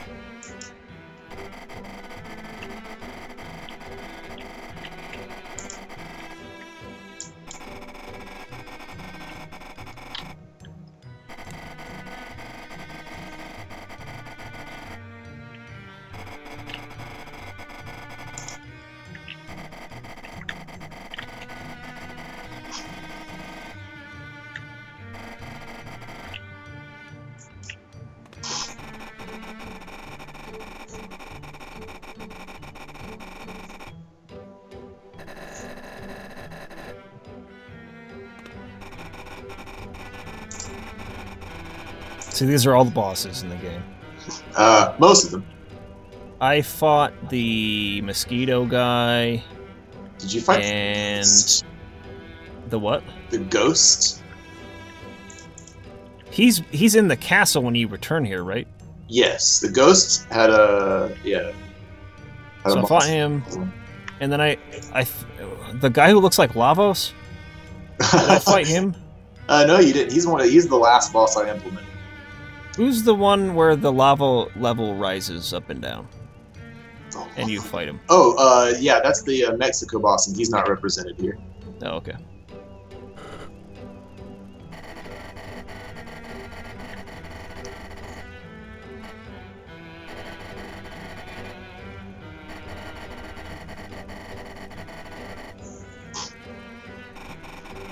But yeah, all the 8 levels are now done, and I'm most of the way through the final dungeon, so I'm getting pretty close. How close do you, or how long do you think it'll be before you finish? Well, I would love to be done by the end of September for at least the beta, but I've learned not to make promises. Yeah. That's awesome, though. I mean, I think last time I played, you were like halfway through in terms of the levels. Oh yeah, no, it definitely like it's taken a lot longer than I thought it was going to do the art, but I also kind of did it to myself because I'm like, I kind of want it to look like a real like cartoon, Yeah. and that just takes time. Everything takes super long time, man. Yeah, I mean, just from watching you do your video like editing. Yep. And hours like.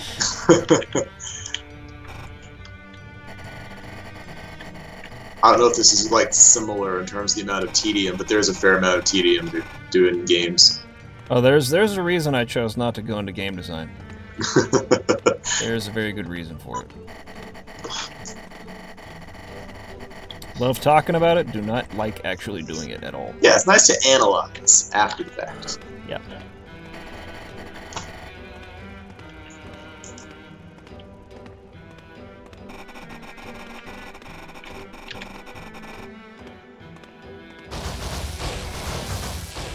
Nice. This is where you float up to the cloud city, right? And then here we avoid birds or something. Oh yeah, we attack. Blam, blam. Blam, blam. Blam, blam. Ah, crap. I thought I could do it quick. I couldn't. There's a slide down on it. Blam. I want to get them all. Blam, blam, blam. Oh, I missed it. Blam. Is this randomized? No, it's the same. Okay. Yeah, it should be able to memorize it. Oh, he goes the other way first, then that comes this way. Blah. Blah. Blah. Just avoid these guys. Blah. I'm not even sure that it's possible to kill them all, although I feel like you ought to get some kind of reward if you do. That'd be sick. Ah. Come on. Okay, it goes this way first. Blah. And then blah, blah, blah. I can't get that guy. Blah. Two of them coming this way. Blah, blah. Nope. Not happening. Blah. Blah. Blah. Blah. I got two at once. Got you guys. I'm pretty sure I mentioned this in the first time I played it as well. But I really like how quickly you can kind of just start over. Like when you die, it's just like, oh, you're right back into it again. Oh yeah, the cost to death is very low. I like that That's because it lets you practice the section that you failed and get better at it. Yeah, it has ups and downs to do things that way. Like it's kind of almost the expected way for modern platformers to work. But like the downside of it is that, like you're like when you play Mega Man X and you die like 3 or 4 or 5 times and it kicks you out, it kind of motivates you to like, maybe try something else. Right. Go somewhere else, like have a little more variety and maybe not get frustrated too much on something that's just too hard for you right then. Oh, that's true. I don't think that's a huge downside, but Nah, I don't think. it also pads the game out a lot, which is. Uh-oh. Am I screwed here? I think if you jump to get on the far left and jump down, you might be able to get.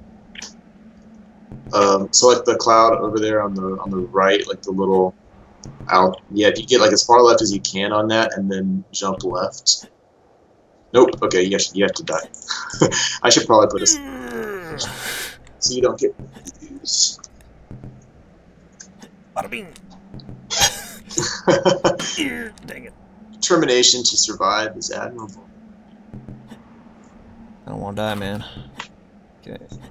Get that. Boing. Boing. I love this mechanic. How you kind of like reverse platform. But if you go see there, how it chugged. Yeah, I saw a little bit of lag, but I wasn't sure if Have you seen it like that be an issue maybe with here we go. VSync issue, maybe? VSync will mostly like if it's not quite working, they'll be tearing.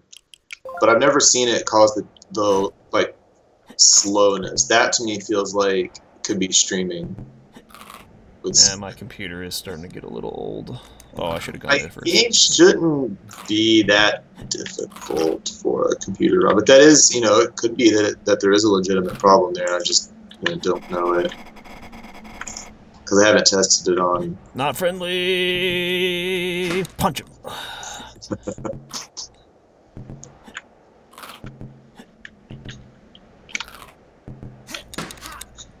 Get you. Blam. Are you able to hear the audio yourself right now? Yeah. Okay. I know that Skype is stupid with. Yeah, that's fine. I mean, I don't. As long as I know that you're able to hear it. Has all this remained pretty much the same here? There is some new stuff coming up. This portion right here should be the same. But I'll be very curious to get your feelings on the tutorial segment that's coming up shortly. Okay. If you're okay to stick around a little bit more. Yep.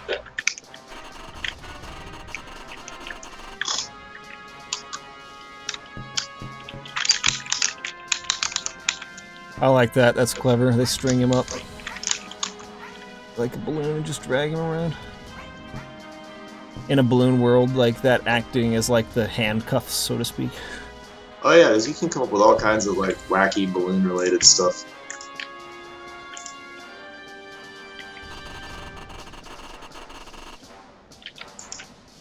Did you ever do a Kickstarter for this game? No, I never did. The thing is, like, I had the budget for it, like, kind of saved up before I started. I thought that was kind of the smart move. The thing with the Kickstarter is, like, it actually kind of can help you build an audience, at least if you did it 3 years ago. Yeah.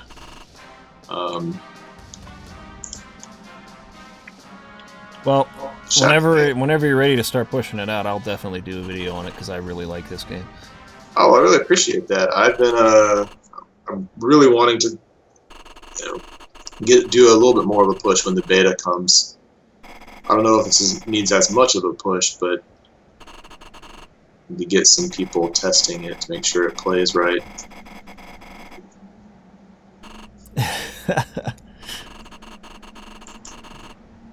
Says you were hungry earlier. Hopefully, like pasta isn't one of your. I freaking love pasta. Yeah. I'm freaking hungry. I'm really hungry right now.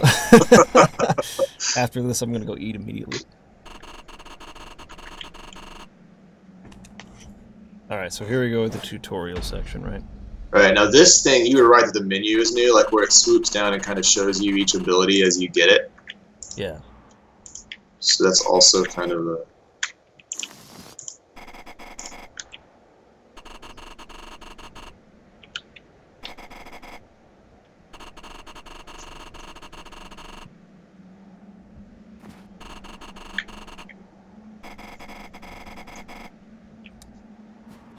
Inflate. Oh, you actually can jump a little higher now. Is it because you're in the clouds, or is that like you're actually just lighter? Like you're still kind of halfway transformed.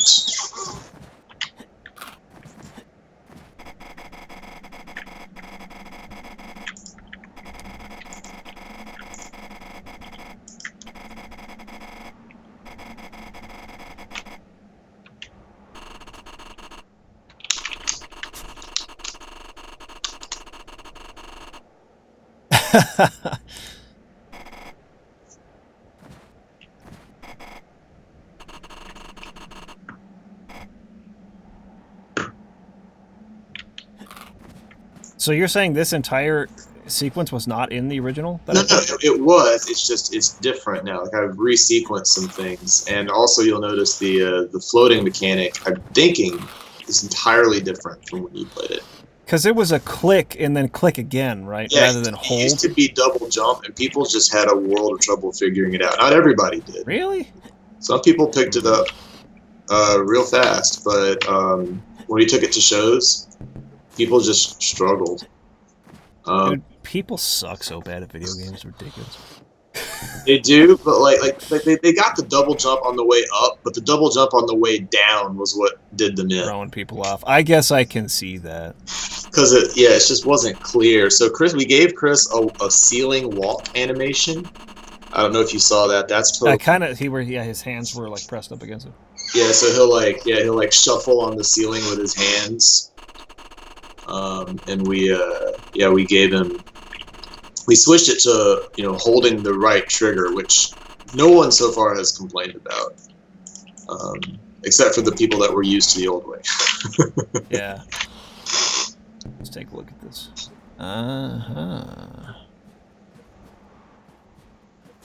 You just let it go.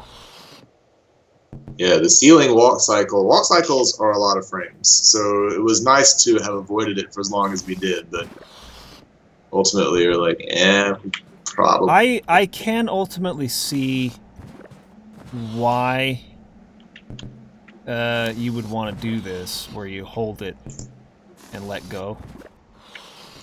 This is kind of a personal preference or taste thing. It's kind of like in RPGs where some of them have a button you have to hold in order to run versus walk, and some of them have you run by default and they have to hold the button to walk. Kind of a thing. And some people, they find it very annoying to have to hold a button to run. Since you're running most of the game, it's like, why can't that just be the default or whatever? There's part of me... I'm not saying you should do this, because obviously your player base was struggling with the other way. Part of me that liked better to just, double jump, and then, I didn't have to hold something down. However, at the same time, now that I'm thinking about it, there is something mechanically that feels like it connects me to an inflated guy more. So it's almost like holding your breath or something. Not that that's what it's doing. But I kind of feel like, ooh, I'm holding this. No, ultimately, I think this is better. I think for that reason, I like this better. Yeah, we had a couple people make a similar comment to that it is kind of like holding your breath, or you have to apply pressure, basically, like a pump or something like that. Yeah, and one thing it kind of does is I don't have to jump to inflate. So I can just hold it and inflate, right? Whereas before I would have had to... That's especially important when you want to deflate off ceilings, which you could not do the way we had it before, because you can still ceiling jump, right? Yeah, like that. So rather than like that, you can just let it go and fall. The thing is, there are downsides to both ways, right? Because one of the things I've noticed from watching players play the game this way is that they get used to just floating all the time and they never jump anymore. But jumping is a lot faster and a lot you have more control over it. So it's harder to dodge enemies and so forth when you're trying to float slowly out of the way. Yeah. I was trying to figure. I don't know. I'm hoping the tutorial section helps to train them a little bit on all the different ways they can sort of mix jumping and floating. Yeah. See, I am liking this better, because it's like if I let go, you will. I guess I could. Oh, you can't inflate again. Okay. Isn't there a power up later that lets you inflate twice or something like that? There's that blue balloon in the top right hand corner. Well, actually, let me. It's one of the things that the tutorial is supposed to kind of teach you. So I'll let you move a little further in. Okay.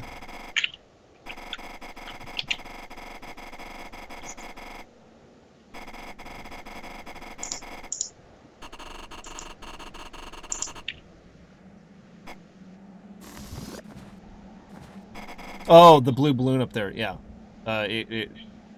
You get multiple of those, and then you can, in midair, use them up. I remember that. Yeah.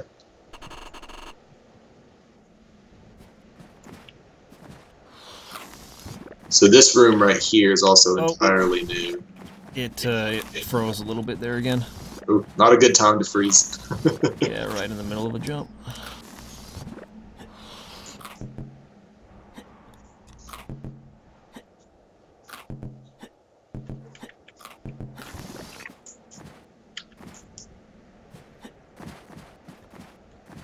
Let's see.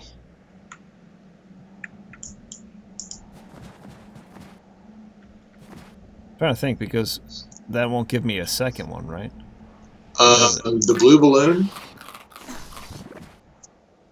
Yeah, well, that's more like maybe I should remove it since I don't explain what exactly it does in this section. But what it refills your helium when you grab it. Oh, so I would have been able to let go and then go again. Yes. If after collecting the balloon. Well, wait, I'm gonna try this again. So, I'm hoping since I have a full balloon right now, right? Yeah, if you just fall off and inflate, that's fine. But if you did so it's pretty much useless where it is. It was more just to hopefully suggest to you that you needed to inflate at that point. Because I can't really jump here. No, and the whole point is to teach you in the section that you can inflate out of a fall. Gotcha. Because even though that's probably obvious to most people who have platforming experience, it was definitely not obvious to some playtesters. Gotcha. So here he actually just straight up tells you what to do. You'll inflate once before you touch the ground again and recharge. Therefore, you'll have to jump over those icicles and then inflate in midair to get past this.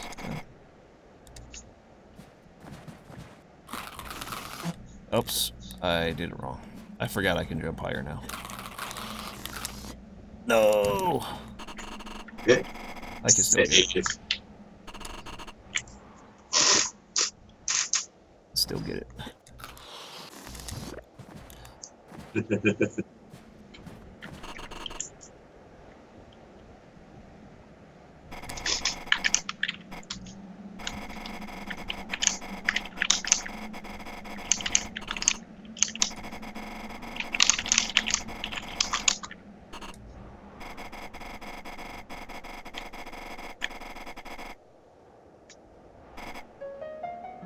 Yeah, you can. Ooh, I like the timing of the music on that.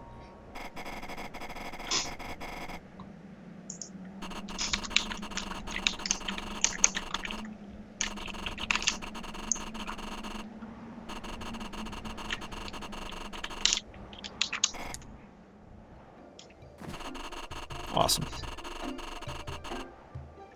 Yeah, I was afraid that little music sting would wind up feeling cheesy, but so far no one's complained about it. I like it. I like it. Every time you try to get some emotion into a game, and it's will people care? Will it be corny? It was not. It was good, for sure. This map section has also been greatly shortened.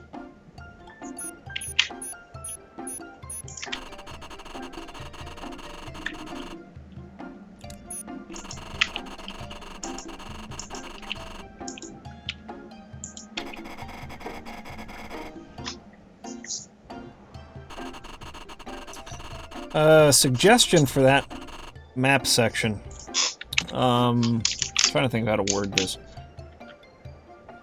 So you put the green dot. All the green dots are the same little green icon, right? And he says you should go to Mexico first, where you learn fire magic. It'd be interesting if you had some kind of window. I guess what I'm seeing in my head is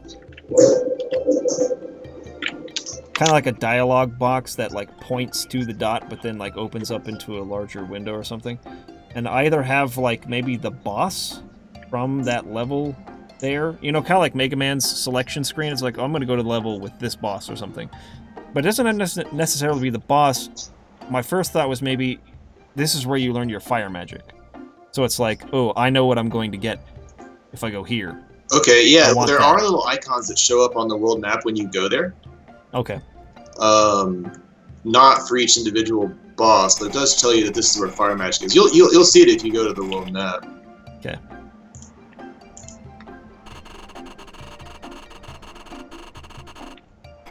I remember this part. Oh, I can't stop him when he does that, can I? Oh, yeah, and then he... Oh, whoops. I tried to double jump. You'd already, like, gone back to the original. I'm gonna have to get him caught up here, aren't I? Oh, I didn't land on it.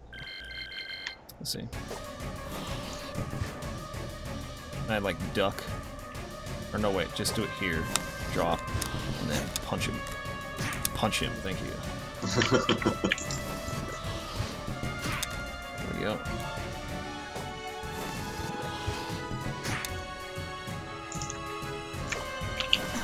Oh, I took a hit. Fetch! Oof. Alright, middle of the screen. Or just this side, maybe.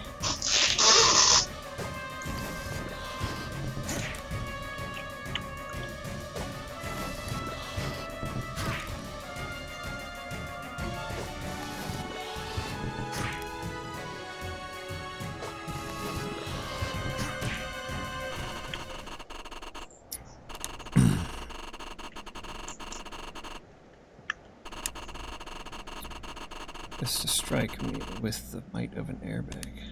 Please. Airbag fist.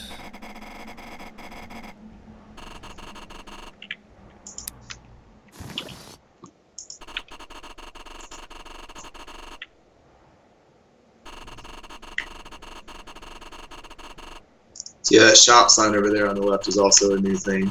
Yeah. So in the interest of clarity. Yeah, so we know where to go.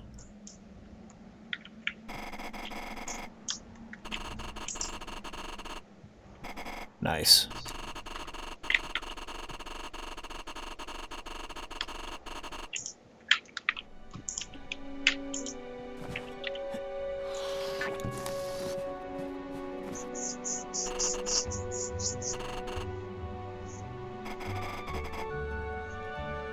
Some magic suit.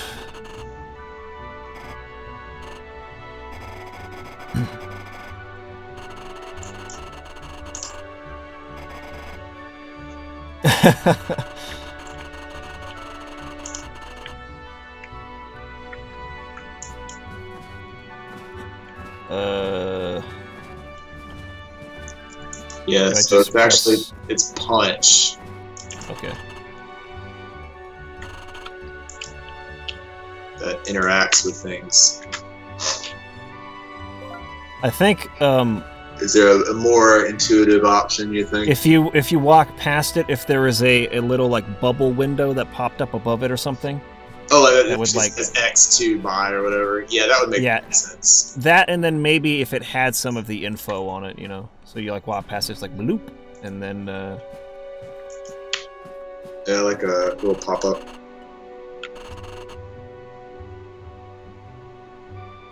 wound rather than pop, only 100 cookies. This is all damaged by 25%. Unstoppable treatment. So, you can't get all of these in one, right? You have to you choose one? Well, yeah, you choose one, but they all maintain, like you saw the gold one also had unpoppable. So they are definite upgrades over each other. So it's not like Shovel Knight. I don't know if you ever played Shovel Knight. I haven't. But there they give you like 6 armor choices, and they all kind of have different bonuses, and you kind of pick which one you want. So you don't pop, you just take damage. Yes. 25% in addition to this. Yes. 50% in addition to everything before. Yes. So it all like it all stacks kind of. And this is just. I prefer to making you make like tough choices, which it depends on the game. Wait, does this just take you back to normal? Yeah, that's if you want the color, because I know some people want like the gold or red armor, but they won't like. They like his original blue shirt. Yeah, so I let you like spend 20 cookies to change his shirt color. You know, if you feel like blue is just the canonical Chris, then. Gotcha. So I could have the same power, but. Yes. Blue again. Okay. It's like how Link, they're smarter in those games in that they keep him green for like the entirety of the first 2/3 of the game mostly. So you sort of get the idea of like Link is yes. green. Yeah, This so is exactly what I was thinking. Since you played it, so yeah, I forget all the stuff that's been added. Wait, what the fuck? Wait, go back up there. So that little icon with the fire. That's exactly what I was thinking. Yeah. Oh, I can move. See, I read your mind. Yeah. And these are like people you save. They're kids, right? Yes, those are the kids you gotta save, and then ice in Siberia. For the ice power over there. I like that.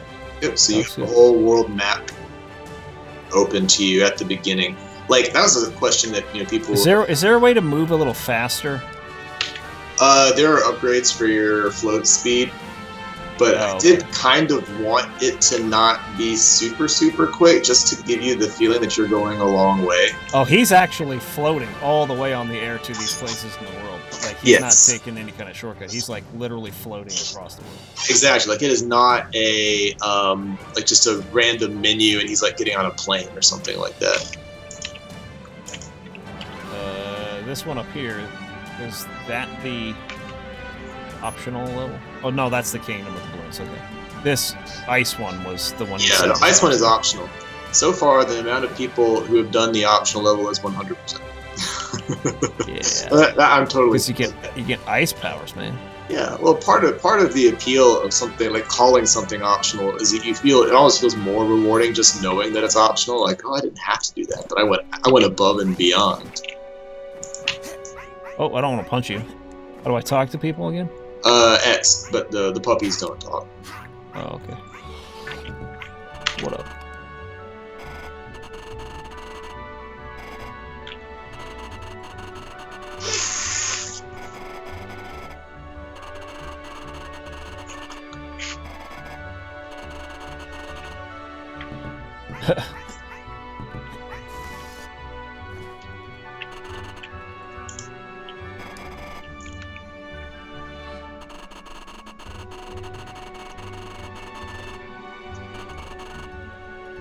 I'm pretty sure you've done the upgrades from the previous time. Increases your maximum health. Okay.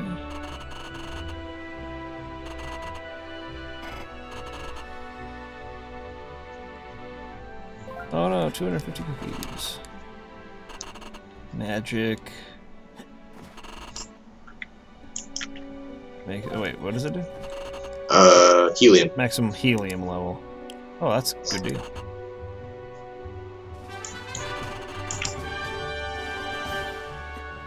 Now we can do the... Yeah, it changes the game quite a bit to be able to do that. Yeah, it's awesome. Yeah, no, I highly recommend getting that additional helium as early as you can. Yeah. Of course, health is always nice too, but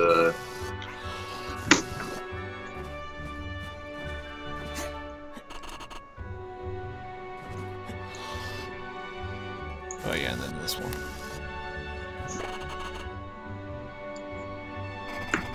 It's like lore stuff, right?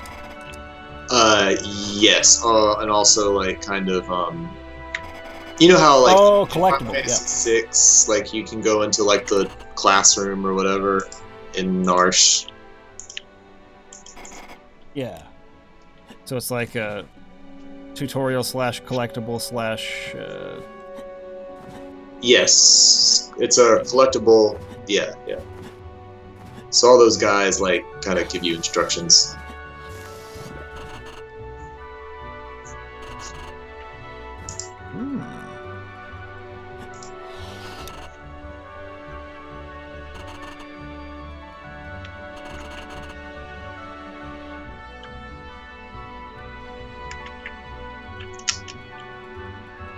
Oh, the airbag fist. How does that work? It's just it enhances your regular punch, so you just currently punch passively. Got it. Yeah, I got that.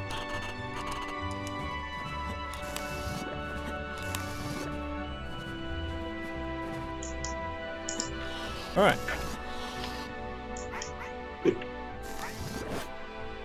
Save the game. Is there a way to save but not quit? it saves automatically constantly. Oh, okay. So it's just an autosave feature. Yeah, I just wanted. I'm not sure if it was a good idea to put save and quit on there. I just wanted it to, make you feel comfortable quitting because there's no reason not to. There's always saving. Yeah, that makes sense. All right. Well, Oh, I really appreciate you going through. I am curious, like if the like the story mode, the kind of the new stuff with Chris, like remembering his like past tormentors and stuff, no, I think it's great. seemed effective to you. Yeah. I mean, the game was already great, but like those little touches definitely, they definitely are good additions. Because I had comments from people that like they didn't feel any investment in the story in the original version until like they got to the Kingdom of Lost Balloons and were like learning about like the quests and everything. And I'm like, I feel like I want you to start feeling some investment pretty early. So I tried to slow the story down a bit. Have those people played the new version and like been able to give you? Because I mean, I was into it all the way through, but the people who gave that, I don't think I've had the because there were people like at different shows for the most part. There's one guy. Well, yeah, I haven't proven that like it's it's solved like a scientific problem, A and B, but I was I feel like part of my original like philosophy for doing the original tutorial was I wanted to get you to the world map as soon as possible and just reduce the amount of text to like the bare minimum, and I think that kind of backfired on me. Because I think I was subliminally sending the message to some players that this isn't important, right? And that they didn't need to like care about Chris or what was happening to the kids or anything like that.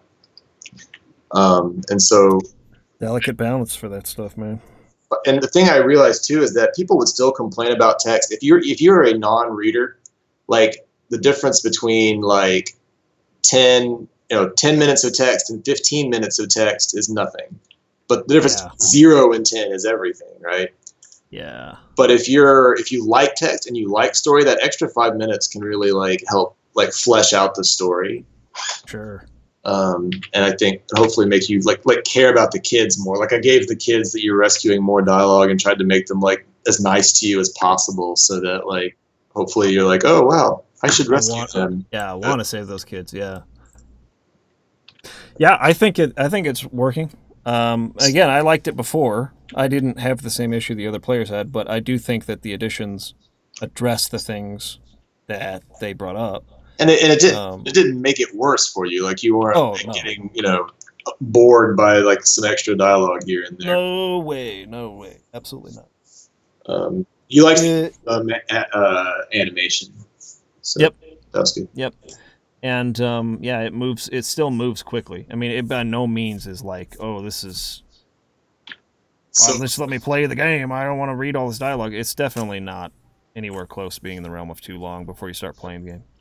Of course, I'm used to RPGs where it takes sometimes over an hour to actually play the game, and that always bugs the crap out of me. So yeah, well, that's what people I always told about Final Fantasy X. Like, just give it a few more hours. Look, it gets good. They were right. But, still not an excuse, man. It's a lot of trust you're putting to give that many hours to a game that doesn't start out like out of the gate really like making you invested in what's going on. But I did end up really liking the game. It was it was a slow start. Well, I like it. Yeah, keep going, man. I really appreciate you giving it a run through for me. Yeah, no problem. Sorry it took me long time to finally get to it, but no worries. I understand you got a lot on your plate. I'm glad you got your vacation then. Yeah, I'm feeling way better now. So keep working on it. Send it to me when it's in beta, and I'll do a video on it. Sweet. Well, I really appreciate it. All right, man. Have a good one. You too. Peace out.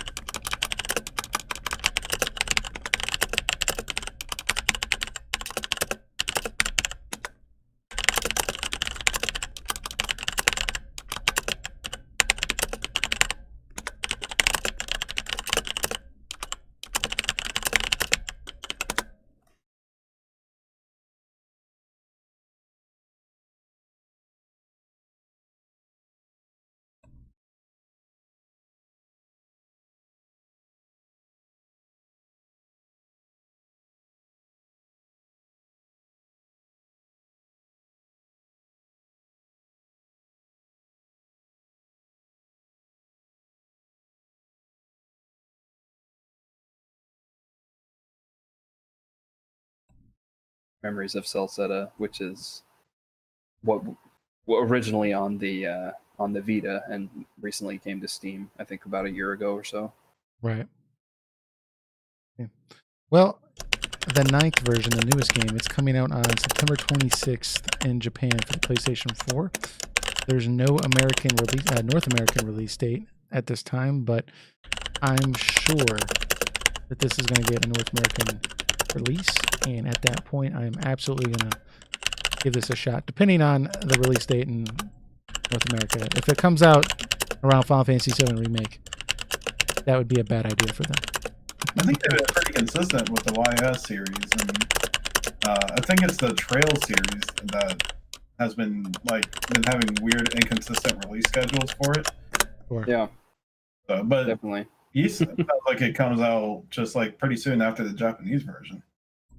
So Yeah. I guess there is a pretty. I would guess there's strong sales numbers for those games in the West. Anyways, we can look forward to that. And what is your favorite East game? Let us know in the comments, and maybe we'll have to try one here before this one comes out. We'll see how time goes. Moving on, though, we have our final topic. CD Projekt Red, they've released some more information on Cyberpunk 2077. Mostly a lot more gameplay and things like of that nature, and explaining things about the game.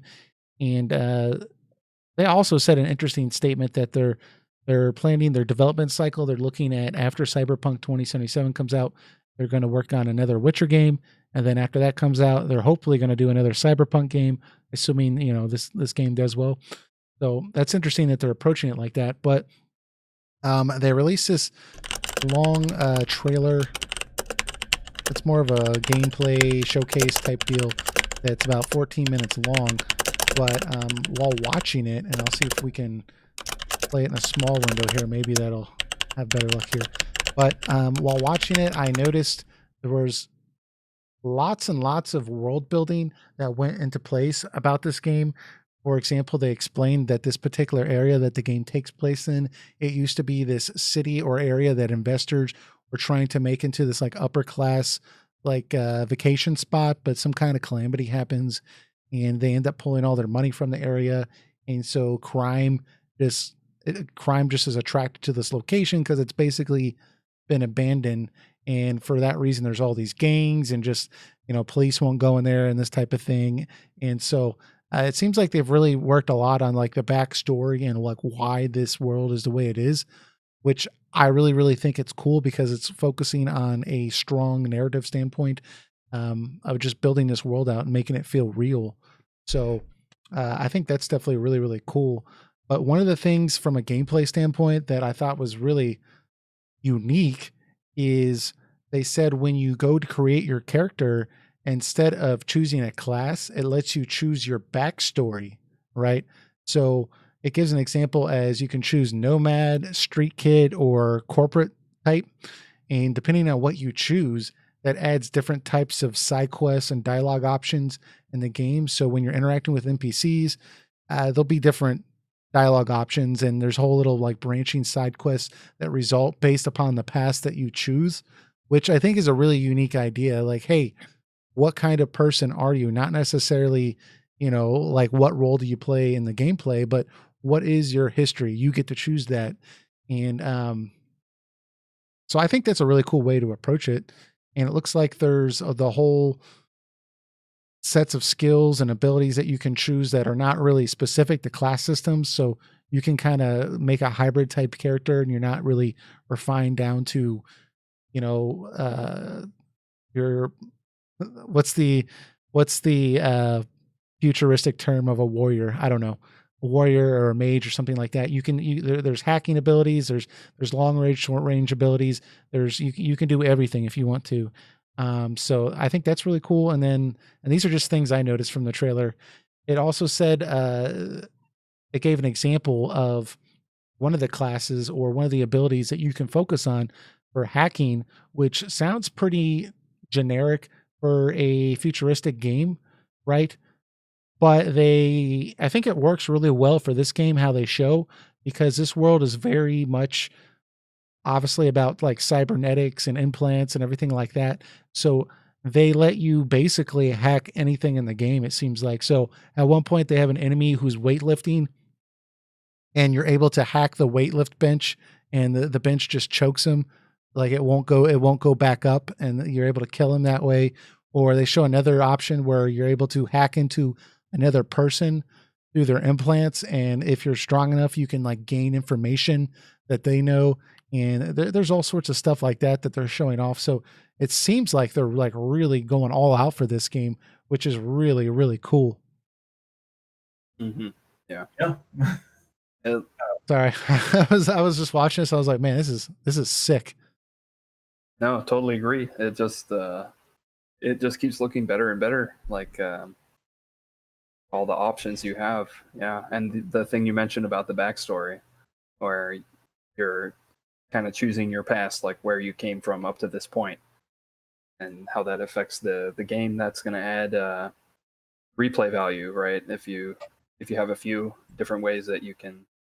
Yeah, because I think that's an interesting way of approaching that, because usually a lot of times with open world games, they try to go like the very generic path of, okay, like you're some like warrior from some far off land, and you're just coming to this place, and you're an adventurer, and you're starting off on your first adventure, and or like in like Fallout, like you've lost your memory and you're trying to navigate this world or something along those lines. But they give you a story that's stupid, and then you just kind of create your own adventure. This is kind of a unique way of letting you of making a narrative that is more like, because when they give you a story that's set up, they're able to build upon it more so and make it more convincing, I think, because you have a past, there's things for you to talk about, there's things about for you to relate to. So the fact that they're giving you a creative way of choosing that story, it's kind of tricking you into thinking like this is still that same type of open world adventure, but it's not, like, because they've refined it down to 3 options, right? But you have to choose. Yeah, it's not a silent protagonist like you often get in a lot of these, or silent or kind of like vague sense protagonist. Yeah, it's more like they've written 3 or 4 protagonists, I think you said, and then you get to choose which one will go through the story, and which one you chose is kind of going to affect certain side missions and stuff like that. And so then, of course, everyone who really loves the game is going to go back and play them all, and then you're going to get more out of the bang for your buck, essentially, out of the game. Yeah, that sounds interesting. Yeah, the replay value sounds really high to people who really want to put the hours into it. I know I've gone through The Witcher like about 2 times. So, I mean, CD Projekt Red knows how to feed the breadcrumbs to you pretty well. So hopefully Cyberpunk will be the same deal, where I play through one game, enjoy it, then the next year I'm like, hey, maybe I want to try it with a different character now, when I don't have too much going on. Yeah. Well, I just, my big problem with open world games, and I hate to say my big problem, like I have this like one thing I always go to, but a lot of times, like, because the vagueness with the backstory and with the character themselves, a lot of times it's just the story, it just isn't there for me like it is with, more streamlined linear games. And that's not the case, obviously, with Witcher 3. That wasn't the case at all, because they had a developed character there. So I just like the fact that like this is an open world game, but it's not like oh look, create your own adventure. They're not trying to sell me that. They're trying to sell me like this own like what looks like to be an awesome story. It's almost like I want this to be a movie. I'm just like, okay, you have Keanu Reeves. Let's just make this a movie so I can go watch it because this looks sweet. But it's CD Projekt. Go ahead. Yeah, I mean, they're making Matrix 4. Might as well make Cyberpunk 2077. Just do it. Or make like a Cyberpunk 2076. Make that movie. High end, but it can be starring Keanu Reeves and not have anything to do with any of the characters. Be how he got his silver hand. Yeah. The origin of Johnny Silver. I didn't write this out. I didn't think that. interesting enough. You can probably do side stories of other parts of the city, but how other people interact with it. Just don't do the Final Fantasy 15 thing where some of the essential backstory, right, is in those other media. Don't do that. Expand the story you have. Don't take one and chop it up. Don't do that. A third way through the game, like the main character's like missing an eye, but they don't tell you what happened. Yeah. Find out later. I think they know what they're doing. CD Projekt Red. I don't think they'll make that kind of error. Buy this DLC and find out what happened. Yeah. Hook up with this DLC. Yeah. Anyways, so I'm all about futuristic stuff. I love the whole futuristic tech type aspect to these games, and this particular game looks really, really cool. So I'm looking forward to it. Presentation won me over big time, so I'm excited for it. Yep, absolutely.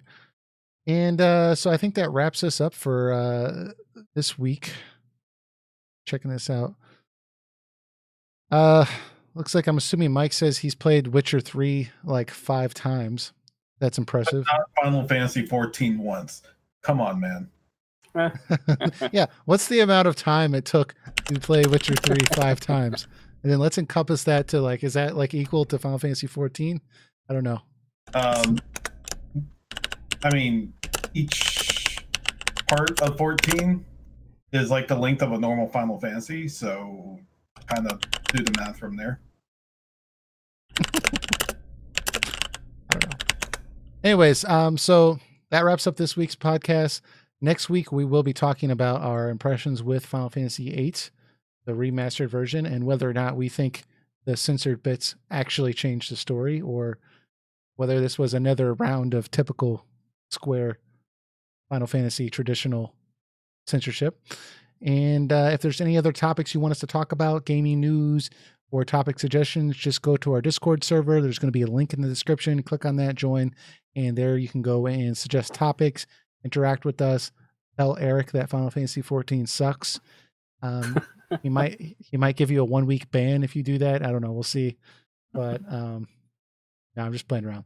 But anyways, come on there, talk with us. Really appreciate that stuff. We'll talk to you all next week, and